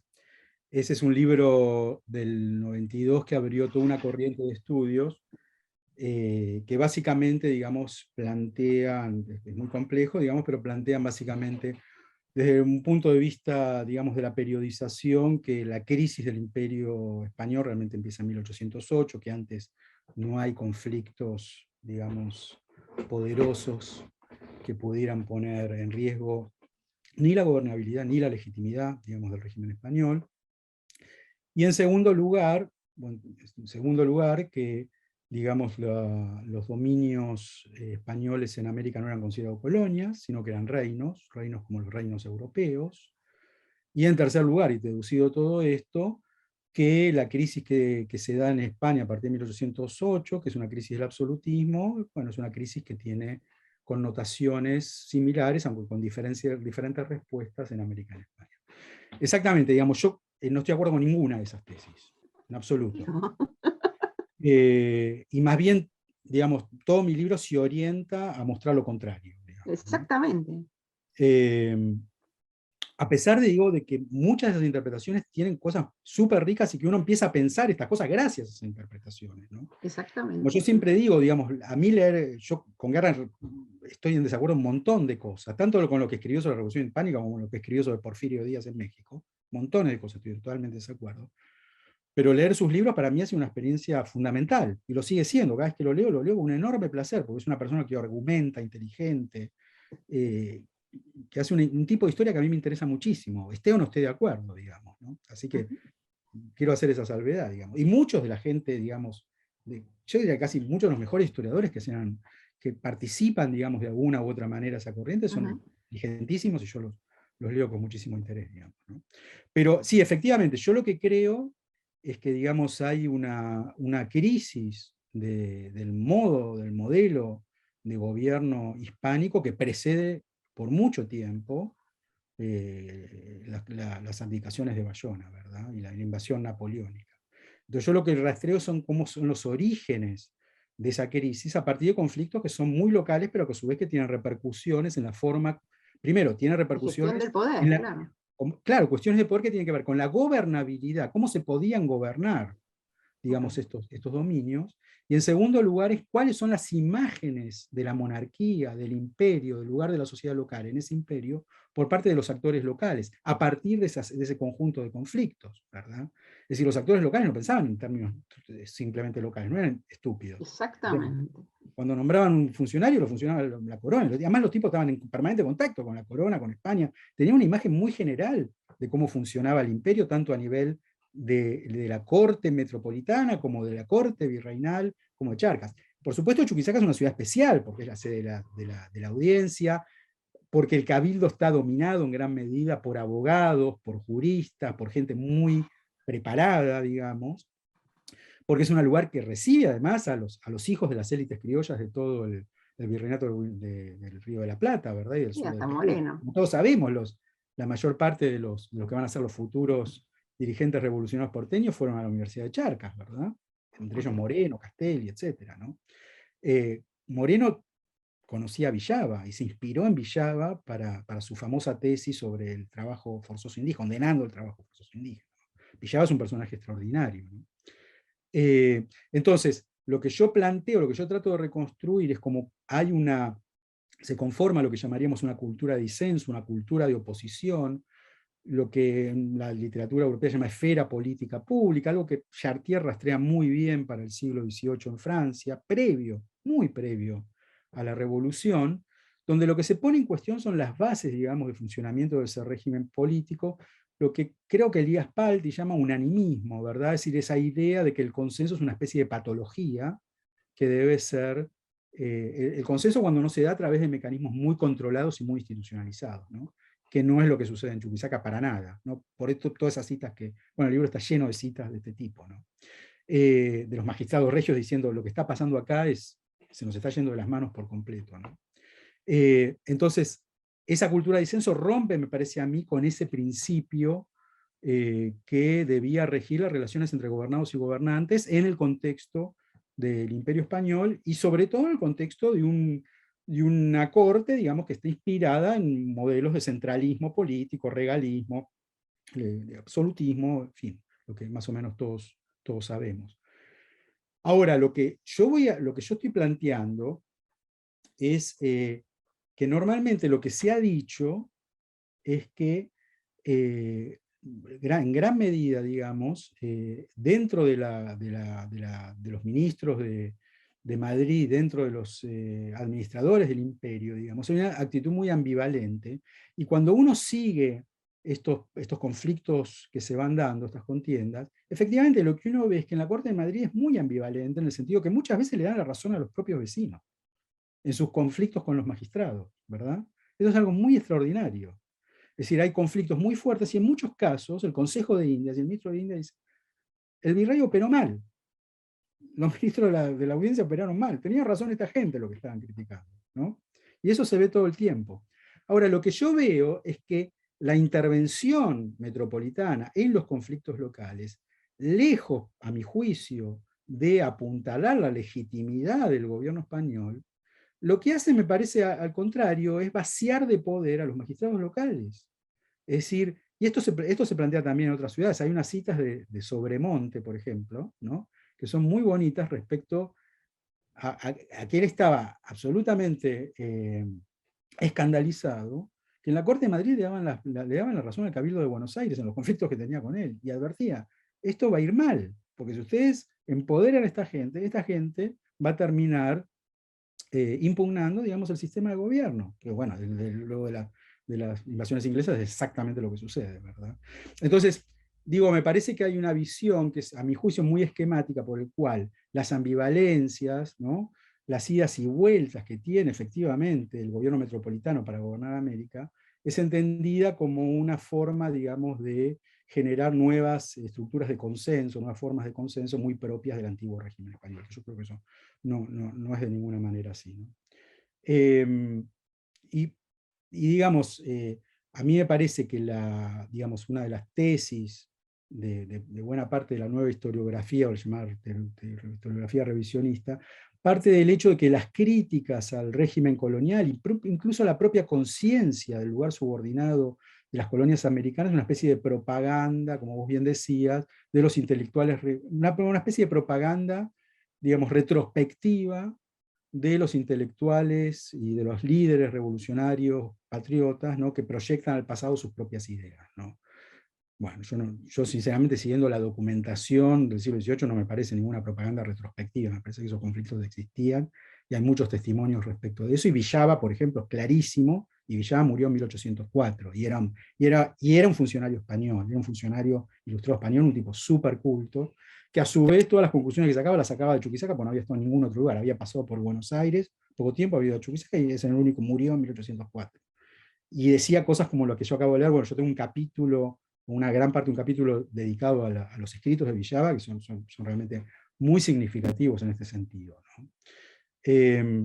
No, y finalmente, digamos, yendo a la primera pregunta, que creo que un poco la respondí, yo creo que efectivamente, digamos, lo que sucede en Alto Perú en 1809, tanto en el levantamiento de mayo de 1809 en Chuquisaca, como lo que sucede con la Junta Tuitera de La Paz, ¿no? En julio de 1809, es realmente ininteligible, pero es completamente ininteligible si uno no sigue los conflictos locales. Es decir, por ejemplo, para poner un ejemplo, algo que vos, Beatriz, conoces bien, la forma como es recibido, como es leído el problema del proyecto carlotino, ¿verdad? Es decir, no sé si todos saben, pero a partir de la vacancia regia, Carlota, la infanta Carlota, que es princesa de Portugal, pero a su vez es hermano de Fernando VII, propone, intenta, busca ser designada como reina regente, ¿verdad? Y a su marido como rey regente de España, ¿verdad? Aunque eran era en realidad una princesa portuguesa para ese entonces. La manera como se lee ese conflicto en Chuquisaca es una manera que está total y absolutamente atada a los conflictos locales. Es decir, la Universidad de Charcas, el claustro de la Universidad de Charcas emite un documento muy famoso que se llama el Acta de los Doctores, ¿no? Que es en enero de 1809. Esto forma parte, digamos, de la historia patria, ¿no? de Bolivia, el Acta de los Doctores. El Acta de los Doctores consiste en que los doctores, el claustro docente en su totalidad, se manifiesta públicamente, lo que fue un escándalo, diciendo que las pretensiones portuguesas eran execrables, que nosotros somos leales a Fernando VII y que la infanta Carlota se podía ir con su plan a otro lugar, ¿verdad? Hasta ahí no había demasiado problema, salvo el problema de que se pronunciaron públicamente por una cuestión dinástica, lo cual ya en sí era un problema. Pero lo que están haciendo ellos en ese momento, y ese es el punto importante del Acta de los Doctores, y yo creo que la historiografía no lo ha marcado eso, o la mayor parte de la historiografía no lo ha marcado, que en realidad están diciendo todo eso para culpar al virrey de Buenos Aires y al virrey Liniers, al presidente de la audiencia, que era su archienemigo, al arzobispo y al delegado plenipotenciario de la Junta de Sevilla, que es Goyeneche, de hacer circular esos pliegos de la Corte de Brasil. Lo que ellos dicen es, la princesa está ejerciendo un acto de soberanía, así lo dicen, como ejercía hasta aquí el rey, haciendo que sus pliegos circulen libremente por el reino. ¿Pero por qué circulaban? Porque les habían dado permiso para circular. Y quienes los hacían circular eran sus enemigos políticos internos. Entonces, siempre se ha interpretado el Acta de los Doctores, hay citas muy lindas, ¿no? En la historiografía europea, en la historiografía boliviana, sobre todo en José Luis Rocas, un gran historiador boliviano, donde dice, bueno, finalmente, el levantamiento de Chuquisaca y el Acta de los Doctores es más antiportugués que antiespañol, porque se opone, ¿no? En realidad no es ni antiportugués, es anti-enemigos internos. No es antiportugués, todos estaban contra ese plan. Incluso el virrey Liniers, sabemos, ¿no? Los estudios de Marcela son buenísimos, muestran perfectamente que el virrey Liniers tampoco estaba. En realidad, los que estaban con el proyecto carlotino al final eran los revolucionarios criollos, no eran los sectores a los que estos estaban culpando, era más bien otra parte del zoológico, que no tenía nada que ver con eso. Entonces, digo, la posición del claustro universitario, que era de alguna manera los que eran voceros del vecindario, era contra sus enemigos internos, era contra el presidente de la audiencia, contra el arzobispo, contra el virrey, a esos los estaban fustigando, digamos, ¿no? Y por eso fue un escándalo. Ahora, esa reacción, ese acta de los doctores tan importante, es imposible de entender si vos no entendés lo que estaba pasando los años previos, mucho antes de la invasión napoleónica. Es imposible de entender. Y uno realmente los puede seguir muy bien todos esos conflictos. Unos conflictos realmente muy graves, muy polifacéticos, muy complejos, pero que en el fondo marcan como yo digo, ¿no? Me parece a mí, esta enorme politización que se da de las relaciones de mando y obediencia, ¿verdad? Y esto empieza para mí en 1780, no es tampoco empieza a comienzos del siglo XIX. Lo que pasa, que la crisis atlántica, la crisis de la monarquía va a poner estos conflictos locales en un escenario inusitado. Porque ahora, claro, la Universidad de Charcas, que siempre había tenido conflictos violentísimos, ¿no? Que incluso lleva, por ejemplo, en 1786, al arresto del rector de la Universidad de Charcas, un tipo llamado Juan José Segovia, lo traen a Buenos Aires, lo tienen 2 años aquí incomunicado. El tipo que era rector de la Universidad de Charcas, era a su vez alcalde de primer voto, era un personajote, era el principal personaje de la sociedad local de Charcas. Lo traen, lo arrestan, lo ponen 2 años preso. Así eran los conflictos. No estamos hablando de que discutían por carta. Entonces digo, eso viene de mucho antes, viene por lo menos de 1780, ¿no? Iba a decir algo más, pero bueno, ya me olvidé. A ver si es mucho pedir, pero digamos, vos estabas diciendo, has dado varios argumentos por qué Charcas, no, sino Chuquisaca es una ciudad especial, pero a la vez también has dado argumentos para decir que son cuestiones que se reproducen en distintos espacios, por lo menos se puede ver a través de cierta historiografía. Que me imagino además que no es fácil decir, o sea, o no se podría decir que pasaba en todos los lugares o que no pasaba en ningún lugar salvo en Chuquisaca, pero digamos, ¿podrías proponer algunas líneas por las cuales eso, lo que vos estás viendo en Chuquisaca, se está reproduciendo en otros espacios también? Sí, yo creo que sí. Lo que pasa es que, viste, siempre cuando uno estudia, a mí me pasó también cuando, y a todos yo creo nos habrá pasado, digamos, ¿no? Que los que hacemos estudios locales, que siempre cuando terminamos un estudio local, sobre todo cuando es un estudio de mucha investigación de archivo, de muchos años, y decimos, bueno, esto es lo que yo veo, después te queda la duda, ¿y esto pasará en otro lugar o no? No sé, qué sé yo, uno no investigó otros lugares y tenés que descansar en la literatura que hay sobre esa cuestión. Digo, si vos mirás lo que se ha hecho sobre la historia de Chuquisaca de 1780 en adelante, hay algunos libros, son buenos, pero el panorama no es lo que yo estoy diciendo, digamos, ¿no? Es decir, se le prestó, a mi juicio, muchísima menos atención a todos estos problemas, ¿no? Y uno, cuando fui al archivo, me encontraba, digamos, una enorme cantidad de documentación sobre estas cuestiones que no aparecían para nada reflejadas, o aparecían reflejadas de manera muy marginal, ¿no? Como cuestiones rutinarias. Entonces, bueno, uno se pregunta, qué sé yo, si lo que pasa en otras ciudades es una cuestión que es del enfoque de los historiadores que lo estudian o que es otra situación.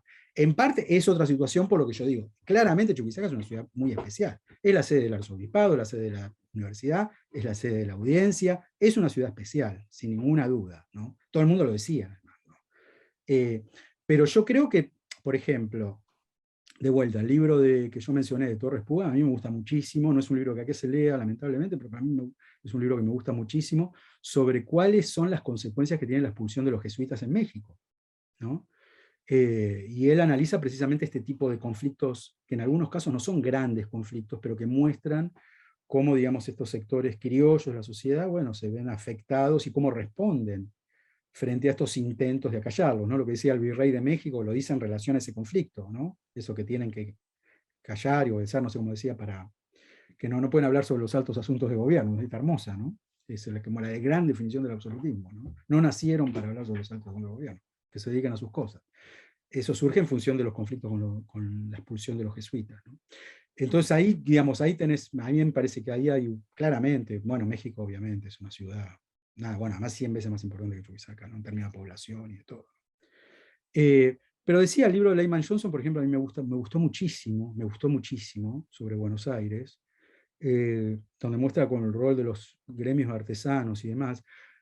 Me gustó mucho también, bueno, por lo menos me gustó mucho la información que presenta un libro nuevo, que seguramente muchos conocerán, de Cristina del Valle, creo que se llama, sobre el Cabildo de Buenos Aires, que sacó Prometeo, donde muestra también muchas de estas cosas, ¿no? Aunque tiene un enfoque más distinto, tal vez un poquito más institucional, pero muestra este tipo de cosas. Hay trabajos, lamentablemente, que no los siguió, pero Rosana Barragán, que ustedes la van a tener acá, pero hablando de otros temas, bueno, pero también de historia colonial, ¿no?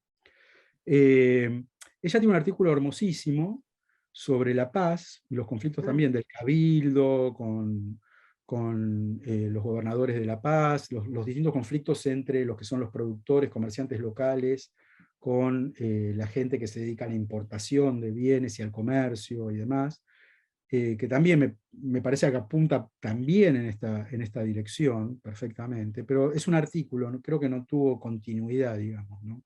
Yo creo que realmente, bueno, hay trabajos también muy lindos en esta dirección, lo que pasa es que se basan en momentos específicos. Yo creo que acá la clave es mirar la película, esto no se puede mirar en un momento. Eso es lo que yo me di cuenta, por eso después me llevó 10 años de escribir el libro. Pues yo empecé con un momento, que es 1780 1785, ¿sí? Los dos, digamos, el periodo que va entre los dos motines contra la guarnición permanente, ¿no? 1782, 1785, arrancaba un poco, pero ese era el momento. Pero después me di cuenta, claro, que hay que mirar la película, porque si vos no mirás el proceso, no podés reconstruir esto. porque el proceso lo que te da son las continuidades, ¿no? Las líneas de continuidad de todas estas cuestiones, también los momentos de ruptura, de cambio, ¿no? Entonces, bueno, nada, hay que hacer eso. Pero bueno, lo que iba a decir es que hay los estudios, por ejemplo, hay un estudio hermosísimo de McFarlane, Anthony McFarlane, sobre Quito, una revuelta urbana en Quito en 1762, nunca me acuerdo si es 1762 o 1765, que es la típica revuelta antifiscal contra el aumento de los impuestos. Pero hace un análisis hermosísimo de cómo se dan esos conflictos dentro de Quito, quién se alinea con quién y demás. Y lo mismo, otro artículo buenísimo de David Cahill sobre Arequipa, sobre la rebelión de los pasquines en Arequipa, que es 1780, para esta misma época de la que yo hablo. Pero claro, son estudios sobre revueltas. Y lo que ellos dicen, tal vez sea distinto, no sé, dice, bueno, al final de estas revueltas se volvió a los equilibrios acostumbrados, en el sentido que finalmente la violencia de la plebe lo que hizo es espantar a la aristocracia blanca, ¿no? A la aristocracia urbana, que se volvió a alinear con los intereses, digamos, de la corona, porque veían que esto era una situación ingobernable, ¿no? Entonces la relación entre patricios y plebeyos volvió a su cauce natural, ¿no? Y los patricios, que en principio apoyaron, tanto en Arequipa como Quito, apoyaron a través del cabildo. Las revueltas después rápidamente se vuelven a alinear con el gobierno colonial. Que esto claramente nunca pasa en Chuquisaca, porque al contrario, después de las revueltas contra la guarnición permanente es cuando se producen los peores conflictos políticos, porque el cabildo se pone de manera, en general, los grupos patricios se ponen de manera muy, muy monolítica, ¿no? Defendiendo las causas que habían llevado a la violencia. Por supuesto dicen, no, la violencia no, ¿cómo van a atacar a las armas del rey? ¿Y quién fue quien atacó a las armas del rey? Bueno, fueron extranjeros, eso siempre dicen lo mismo. Dicen, vamos a hacer investigación sobre quiénes fueron. Imagínense ustedes, los motines populares eran 3 días tipos tirándoles piedras todo el tiempo, había muertos y todo. Sabía perfectamente que no eran sociedades tan grandes. Chuquisaca tenía como mucho 18.000 personas, se conocían todos por el nombre, más o menos. Y dice, ¿pero quiénes fueron los que tenían? Ah, son como dice, foráneos. Y además ya se fueron de la ciudad. Esa es la investigación que hacen sobre la revuelta. Y obviamente lo que están diciendo, yo estoy totalmente de acuerdo con lo que aquí pasó, digamos, y las autoridades virreinales y demás no tienen la menor duda que las élites patricias estaban detrás de todo eso que pasó, ¿no? Entonces, no se da esa situación que McFarlane o Cahill plantean para Arequipa y Quito, pero bueno, no sé, o sea, tal vez, digamos, un futuro proyecto, que no haré yo, es plantear estas cosas de manera más integrada, ¿no? Tomando varias ciudades, no necesariamente a través de inversión en archivos, pero algo de síntesis, ¿viste? Algo de síntesis, algo, no sé, ¿viste? Cómo se genera una cultura de oposición, de disenso en Hispanoamérica, por lo menos en Sudamérica, no sé, a mí me parece un buen proyecto, yo lo haría. No lo voy a hacer yo porque tengo otras cosas en mente, pero bueno.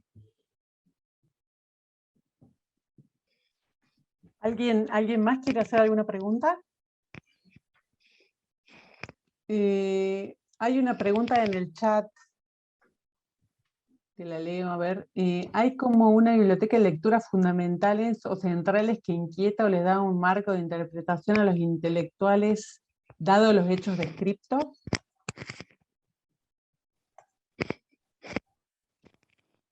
A ver, no sé si entiendo la pregunta, disculpa, me encantaría. ¿Querés leerla vos? Para que la pongo, para que me pongo el chat. Buenas tardes. Dado el peso señalado por usted a la tradición académica del lugar, hay como una biblioteca, a la tradición académica, hay como una biblioteca de lecturas fundamentales o centrales que inquieta o le da un marco de interpretación a los intelectuales. Me imagino que está hablando de los intelectuales de la época, ¿no? No sé si yo entiendo bien o ustedes interpretan lo mismo. Tal vez podría ampliar, Cristian. Cuando habla de intelectuales, habla de intelectuales de la época, supongo, ¿no? A ver, tal vez no sé si voy a contestar lo que él... Creo que voy a contestar, pero si no, Cristian tal vez puede repreguntar. Y gracias por la pregunta. ¿Y qué leían los intelectuales? Sí, está bien, perfecto, Cristian, ahora te entiendo perfectamente. Perfecto. Bueno, porque me confundía, pensé que por ahí eran los intelectuales, historiadores actuales. Ahora sí. Mira, yo creo que acá hay un tema que yo planteé, que lo hice a través de esta comparación con los petitorios en la época de las guerras civiles, ¿no? En Inglaterra, que me parece que es fundamental. ¿Qué es el problema, digamos, de esta relación entre tradición y novedad? ¿Verdad? Porque en gran medida, digamos, lo que nosotros solemos pensar es que la irrupción, digamos, de lo nuevo, de lo corrosivo, ¿no?, de la oposición, proviene de ideas nuevas, digamos, ¿no? Por ejemplo, por supuesto, la influencia que tiene la Ilustración francesa o el liberalismo anglosajón en las élites patricias y que les permite repensar la naturaleza del régimen político en el que estaban viviendo y pensar alternativas, ¿verdad? Entonces, y esto ha sido, por supuesto, un tópico muy tradicional de la historiografía. Yo creo que una de las grandes aportes que hizo esta renovación historiográfica de la que venimos hablando, justamente un poco salir de ese modelo y decir, no, muy buena parte de las élites criollas en realidad estaban pensando en términos de las propias tradiciones políticas hispánicas, ¿no?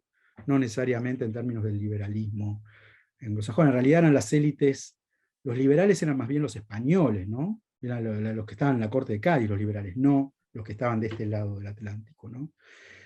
Ahora, el punto, lo que me parece importante, yo diría que los intelectuales de la época en Charcas, por supuesto que circulaban, bueno, yo tengo listas de libros y qué sé yo, circulaban, por supuesto, los filósofos franceses, Montesquieu y todo el resto, circulaban, se leían, se comentaban, sobre todo las generaciones más jóvenes, tipos como por ejemplo Monteagudo, Sudáñez y toda esa gente que después va a ocupar un lugar muy importante en el proceso revolucionario, los conocían, los leían, eso es evidente. Pero yo diría que en términos generales, digamos, efectivamente yo creo que hay como un sustrato en términos ideológicos, digamos, de ideas, hay un sustrato que es muy tradicional.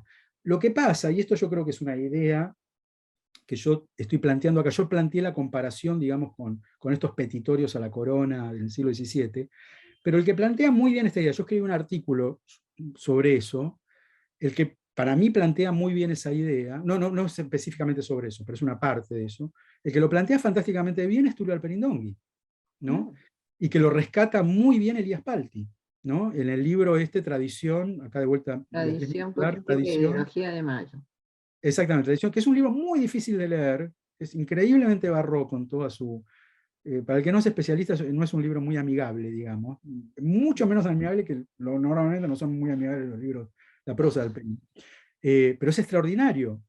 Y Elías yo creo que rescata muy bien, Elías Palti rescata muy bien lo que él plantea, que él dice, este retorno de las élites criollas al viejo constitucionalismo hispánico del siglo XVII, XVI, al suarismo y todo eso, es decir, la idea de que la monarquía está basada en un pacto, ¿verdad?, entre gobernantes y gobernados y demás, que es lo que el absolutismo deja de lado. Lo que plantea el Perín es que ese rescate se da en un contexto de conflictos que es totalmente diferente al que había dado origen a esas doctrinas monárquicas. Y que por lo tanto esas doctrinas monárquicas, en manos de los dirigentes criollos, fines del siglo XVIII, principios del siglo XIX, tienen connotaciones totalmente distintas al sentido que tenían en su marco original del siglo XVII, XVI y demás. Entonces, que aunque vos tengas un marco de pensamiento todavía, digamos, atado a la tradición jesuítica, digamos, y acordate, le digo a quien hizo la pregunta, que hasta 1767 la Universidad de Charcas estaba dirigida por los jesuitas. Muchos de la gente que se formó que se formó a fines del siglo XVIII todavía habían ido a la Universidad Jesuítica, y mucha de la literatura jesuita seguía en boga. Pero claro, estas concepciones jesuíticas en el marco de este avance, digamos, del centralismo borbónico, con todas estas políticas que yo mencioné rápidamente en la charla, tienen un sentido totalmente diferente, ¿verdad? Hay una idea que me parece que Alperín marca muy bien y que creo que captura muy bien esta relación entre lo que llamaríamos tradición y novedad, ¿verdad? Refuta esta idea de que volver atrás es conservador. Lo que dice Alperín, vuelven atrás, pero son revolucionarios, total y absolutamente revolucionarios, aunque abreven en teorías antiguas. Esa es la tesis de Alperín. Y hay un punto, por supuesto es muy complejo, y de vuelta recomiendo mucho el prólogo que escribe Elías Palti, ese libro que lo reeditó Prometeo, donde dice, bueno, para la tradición política hispánica, antigua, medieval, digamos, sí, había una transferencia de soberanía del pueblo al rey, ¿no? A cambio, supuestamente, de que el rey cumpliera con sus funciones y respetara los fueros del pueblo, de las cortes, y qué sé yo. Pero esa transferencia de soberanía, digamos, en el siglo XVII, en el siglo XVI, tal como se pensó esa concepción, era simplemente un mecanismo automático de transferencia, digamos. No hacía referencia a ningún hecho histórico concreto, sino que era un hecho de orden trascendente, digamos, ¿no? Marcado por Dios, digamos, ¿no? Mientras que en el siglo XVIII, cuando recuperan esa teoría, en realidad todo el énfasis está puesto en la nación, que supuestamente se dio, y se lo toman en serio. Dice, bueno, como los reyes borbónicos, o después de 1808, como ya no hay más rey, entonces ahora esto vuelve a la nación y la nación es soberana, la nación es constituyente. Esto no tenía nada que ver con la lógica filosófica del pensamiento hispánico antiguo. Es una cosa totalmente nueva, es una invención del siglo XVIII, aun cuando esté, digamos, fraseada con una terminología muy antigua. Entonces, con todo esto, ¿qué quiero decir? Que a mí me parece que hay que ser muy cuidadoso con el tema de las historias de las ideas. Me parece que a mí las ideas hay que radicarlas, hay que ponerlas, digamos, en su contexto político, en su contexto de producción específico. Me parece que ahí es donde surge el significado, ¿no? Si no, termina siendo una cosa extraordinariamente abstracta y a veces oscurece más que ilumina lo que está pasando a nivel de la sociedad, ¿no?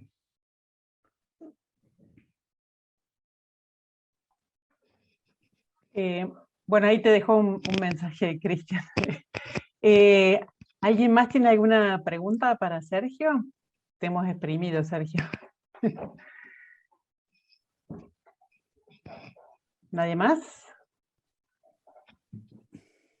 Yo no voy a hacer preguntas, es una intervención impertinente, porque sobre estos temas sé muy poco, hago historia reciente, pero cada vez que lo escucho a Sergio, realmente aprendo tanto, porque en realidad, además de habernos hablado sobre la Constitución, digamos, de una cultura del disenso en Charcas, en un periodo, en ese periodo que esos años que él marca, y digamos, un análisis tan local puede mostrarnos una especie de universo de análisis que nos sirve para mirar realidades muy diferentes.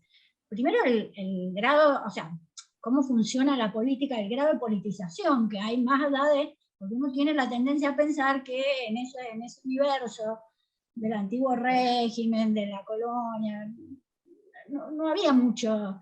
Entonces, la primera sorpresa es el nivel de politización, y cuando uno empieza a pensar o a escuchar, y empieza a pensar sobre lo que él describe, cómo se descubren los actores, y cómo los actores tienen lógicas que tienen que ver con una multiplicidad de cosas que hay que tener en cuenta cuando uno hace ese análisis. Entonces, y después, bueno, lo último que me parece, esta última intervención, que me parece tan sólida, que es, bueno, las ideas cómo se reciclan, cómo son radicalmente históricas, y cómo los conceptos atraviesan, atraviesan el tiempo, pero van cambiando. Y entonces, bueno, me parece que al margen de que nos ha mostrado una maravillosa, y nos ha reconstruido, digamos, lo que es una experiencia que uno podría decir local y específica de un momento, nos da una gran lección de cómo hacer historia política, y bueno, yo no tengo más que agradecerle. Bueno, muchísimas gracias, te agradezco mucho y me alegro que te haya resultado interesante. A veces uno hace estos estudios y sabe que es difícil hacerlos interesantes, digamos, para gente que no es del campo, y me alegra mucho que a vos te haya de alguna manera interpelado. Una cosa que te quería decir, y digamos simplemente para ampliar un poquito más, creo que tenemos un cachitito más de tiempo, es que efectivamente, digamos, uno tiene, como vos bien decís, uno tiene la sensación de un poco en el antiguo régimen no pasa nada muy importante, ¿no? Salvo en los momentos especiales, ¿no? Cuando hay, bueno, sí, cuando revueltas, estallidos, en fin, esos momentos, ¿no? Pero si no, parece que todo tiene como una especie de rutina y sigue como canales muy establecidos, ¿no? Pero, por ejemplo, una de las cosas que a mí me fascinaron de este estudio, y le dedico un capítulo y más todavía, son los conflictos que hay dentro de la universidad, por ejemplo, ¿no? De la Universidad de Charcas. Uno pensaría, bueno, ¿qué puede pasar dentro de la Universidad de Charcas? Una universidad, digamos, bastante desfinanciada después de los jesuitas, relativamente chica, aunque, bueno, era la universidad más importante, digamos, de Sudamérica. No, la más importante era la de San Marcos de Lima, después venía esta. Sin embargo, hay unos conflictos, digamos, unas disputas extraordinarias entre el claustro docente, las autoridades eclesiásticas, el arzobispo, los miembros del cabildo eclesiástico, por un lado, y por otro lado con todo un grupo de autoridades, digamos, regias de la audiencia de Charcas, incluso del virrey de Buenos Aires, ¿no? Y estos conflictos tenían que ver, primero, los rectores, a partir de la expulsión de los jesuitas, como mencioné, se dan a través de un sistema que es como el de la Universidad de Buenos Aires, más o menos. Bueno, el de la Universidad de Mendoza, no sé, todas las universidades públicas. Que es que los eligen los miembros del claustro, todos los presentes, ponen su voto en una urna, es secreto, y es competitivo, porque tenían que presentar 6 candidatos, 3 el claustro, 3 el rector saliente. Y eran elecciones muchas veces competitivas, se hacía proselitismo. Y muchas veces esas divisiones que había tenían que ver con conflictos ideológicos muy profundos, que tenían que ver con los conflictos en la ciudad, o sea, eran cajas de resonancia de lo que estaba pasando en la ciudad, ¿no? Entonces, por un lado tenés ese contexto político que, como dije antes, justamente a uno de los rectores lo traen preso a Buenos Aires, ¿no? Por un lado tenés eso, por otro lado tenés los conflictos en torno a la educación, al contenido de la educación. Es decir, una de las cosas, muy interesante, una de las cosas que pide el ayuntamiento de Chuquisaca, por haber derrotado a la sublevación indígena, le piden al rey gracias, porque dice, bueno, gracias quiero decir prebendas, porque dice, bueno, nosotros derrotamos, defendimos el reino, bueno, ahora denos nuestra parte. ¿Cuál es la parte que piden? Que se, como se decía en la época, que se financien, no había, de doten, esa es la palabra que usé, que se doten las cátedras, ¿no?, de medicina, de cirugía y de matemáticas, porque lo único que se estudiaba en la universidad era la escolástica. Y tienen unas expresiones, unos testimonios hermosos sobre que la escolástica no llevaba a ninguna parte, que era una pérdida de tiempo, que eran discusiones inútiles, y que la universidad tenía que modernizarse. Esta discusión que se da en Charcas se da también en España, por supuesto, ¿no? Es decir, las universidades tienen la característica en el siglo XVIII, que en toda Europa son un poco, totalmente, digamos, refractarias a lo que estaba pasando en el resto de la sociedad. O sea, el pensamiento ilustrado nunca entró en las universidades, digamos. Eso es así. Pero digamos, en Charcas también se da esa discusión, y ellos, una de las cosas que pide el ayuntamiento es eso permanentemente, que se diera plata para dotar estas nuevas cátedras y cambiar el contenido de la educación. Y le echan la culpa a los eclesiásticos que básicamente controlaban la universidad, ¿no? Y después, bueno, discusiones en torno, como decía antes, a cómo elegir los rectores, ¿verdad? Lo que ellos querían era que los rectores, se había puesto una regla de rotación por presión del vecindario, de que el rector tenía que ser un año un secular, un año un eclesiástico, un año un secular, un año un eclesiástico, ¿verdad? Hasta 1783 habían sido siempre eclesiásticos, incluso después de la expulsión de los jesuitas, ¿no? Y eso genera realmente disputas tremendas, porque lo que decían es, la universidad, contra lo que dice la iglesia, no es un cuerpo eclesiástico, es un cuerpo secular, regio, y donde el lugar que tienen los actores dentro de la universidad depende de sus méritos académicos, no de si son seculares o eclesiásticos. Entonces digo, es una discusión interesantísima, con tremendas connotaciones. Por ejemplo, en 1797, creo, o 96, no, 1791, perdón, se redactan los nuevos estatutos de la universidad, porque tenía todavía los estatutos, bueno, de los jesuitas, era un lío bárbaro, ¿no? Entonces dice, bueno, no, ahora tenemos que redactar nuevos estatutos propios, porque ya los jesuitas hace un montón de años que no están. Hay unos problemas con esos estatutos, ¿verdad? Unas discusiones hermosísimas sobre quién tiene la potestad de decidir cómo son los estatutos universitarios. Y ahí se impone claramente el vecindario, digamos, los doctores seculares, ¿no? Que dicen, no, el rector lo vamos a seguir eligiendo a través del voto. Este arzobispo San Alberto decía, no, al rector lo tiene que elegir entre el colegio, seminario, en fin, básicamente quería que lo elija la iglesia. Así que nada, lo digo porque como vos decís, parece que no pasa nada, pero cuando uno se mete en los archivos pasan montones de cosas y cosas muy, muy importantes, no son cosas menores, digamos, ¿no? Hacen a cómo la sociedad se veía a sí misma, cómo funcionaba la sociedad, cuál era la visión de los actores, ¿no? No, me parece muy interesante.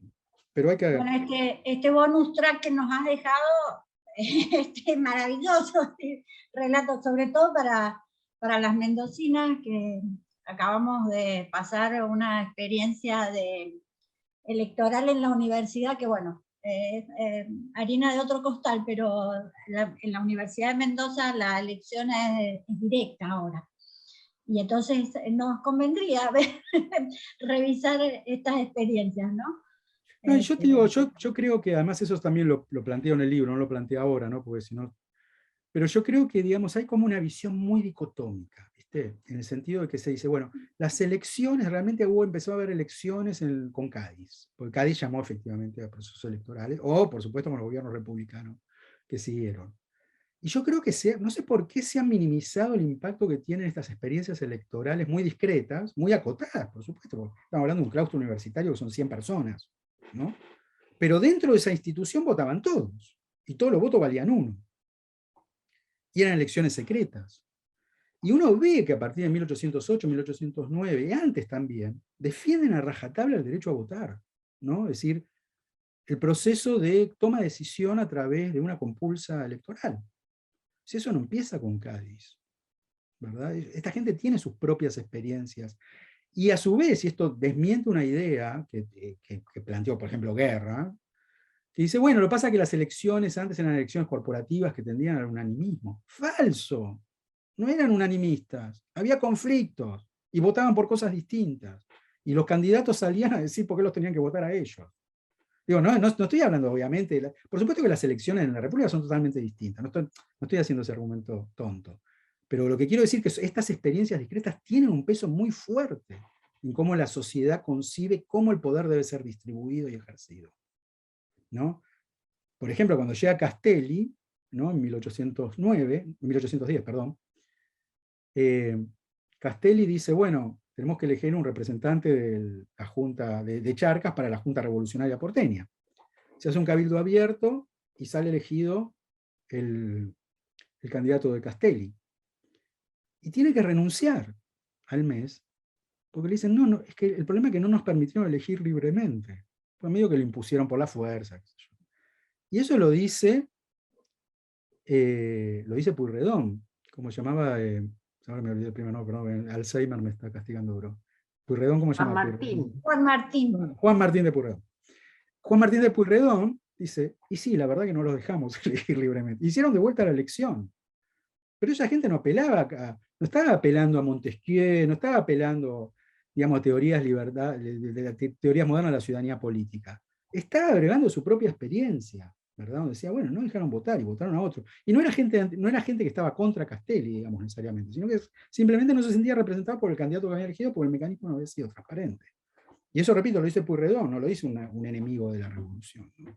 Así que, y esto, digo, en la década del 90, a comienzos del siglo XIX, todo el tiempo aparece, los presidentes de la audiencia están interviniendo en las elecciones municipales de manera arbitraria, nosotros no lo vamos a permitir porque eso es un gobierno asiático, esa es la frase que usan. Nos quieren imponer un gobierno asiático, o sea, un despotismo oriental.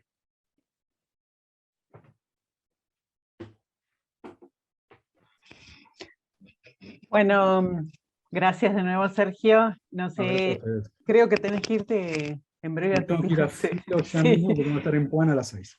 Bueno, pero muchísimas gracias y gracias a todos los que han participado, a todos los que han hecho preguntas y bueno, nos veremos en la próxima charla el mes que viene. Muchas gracias. Gracias, Sergio.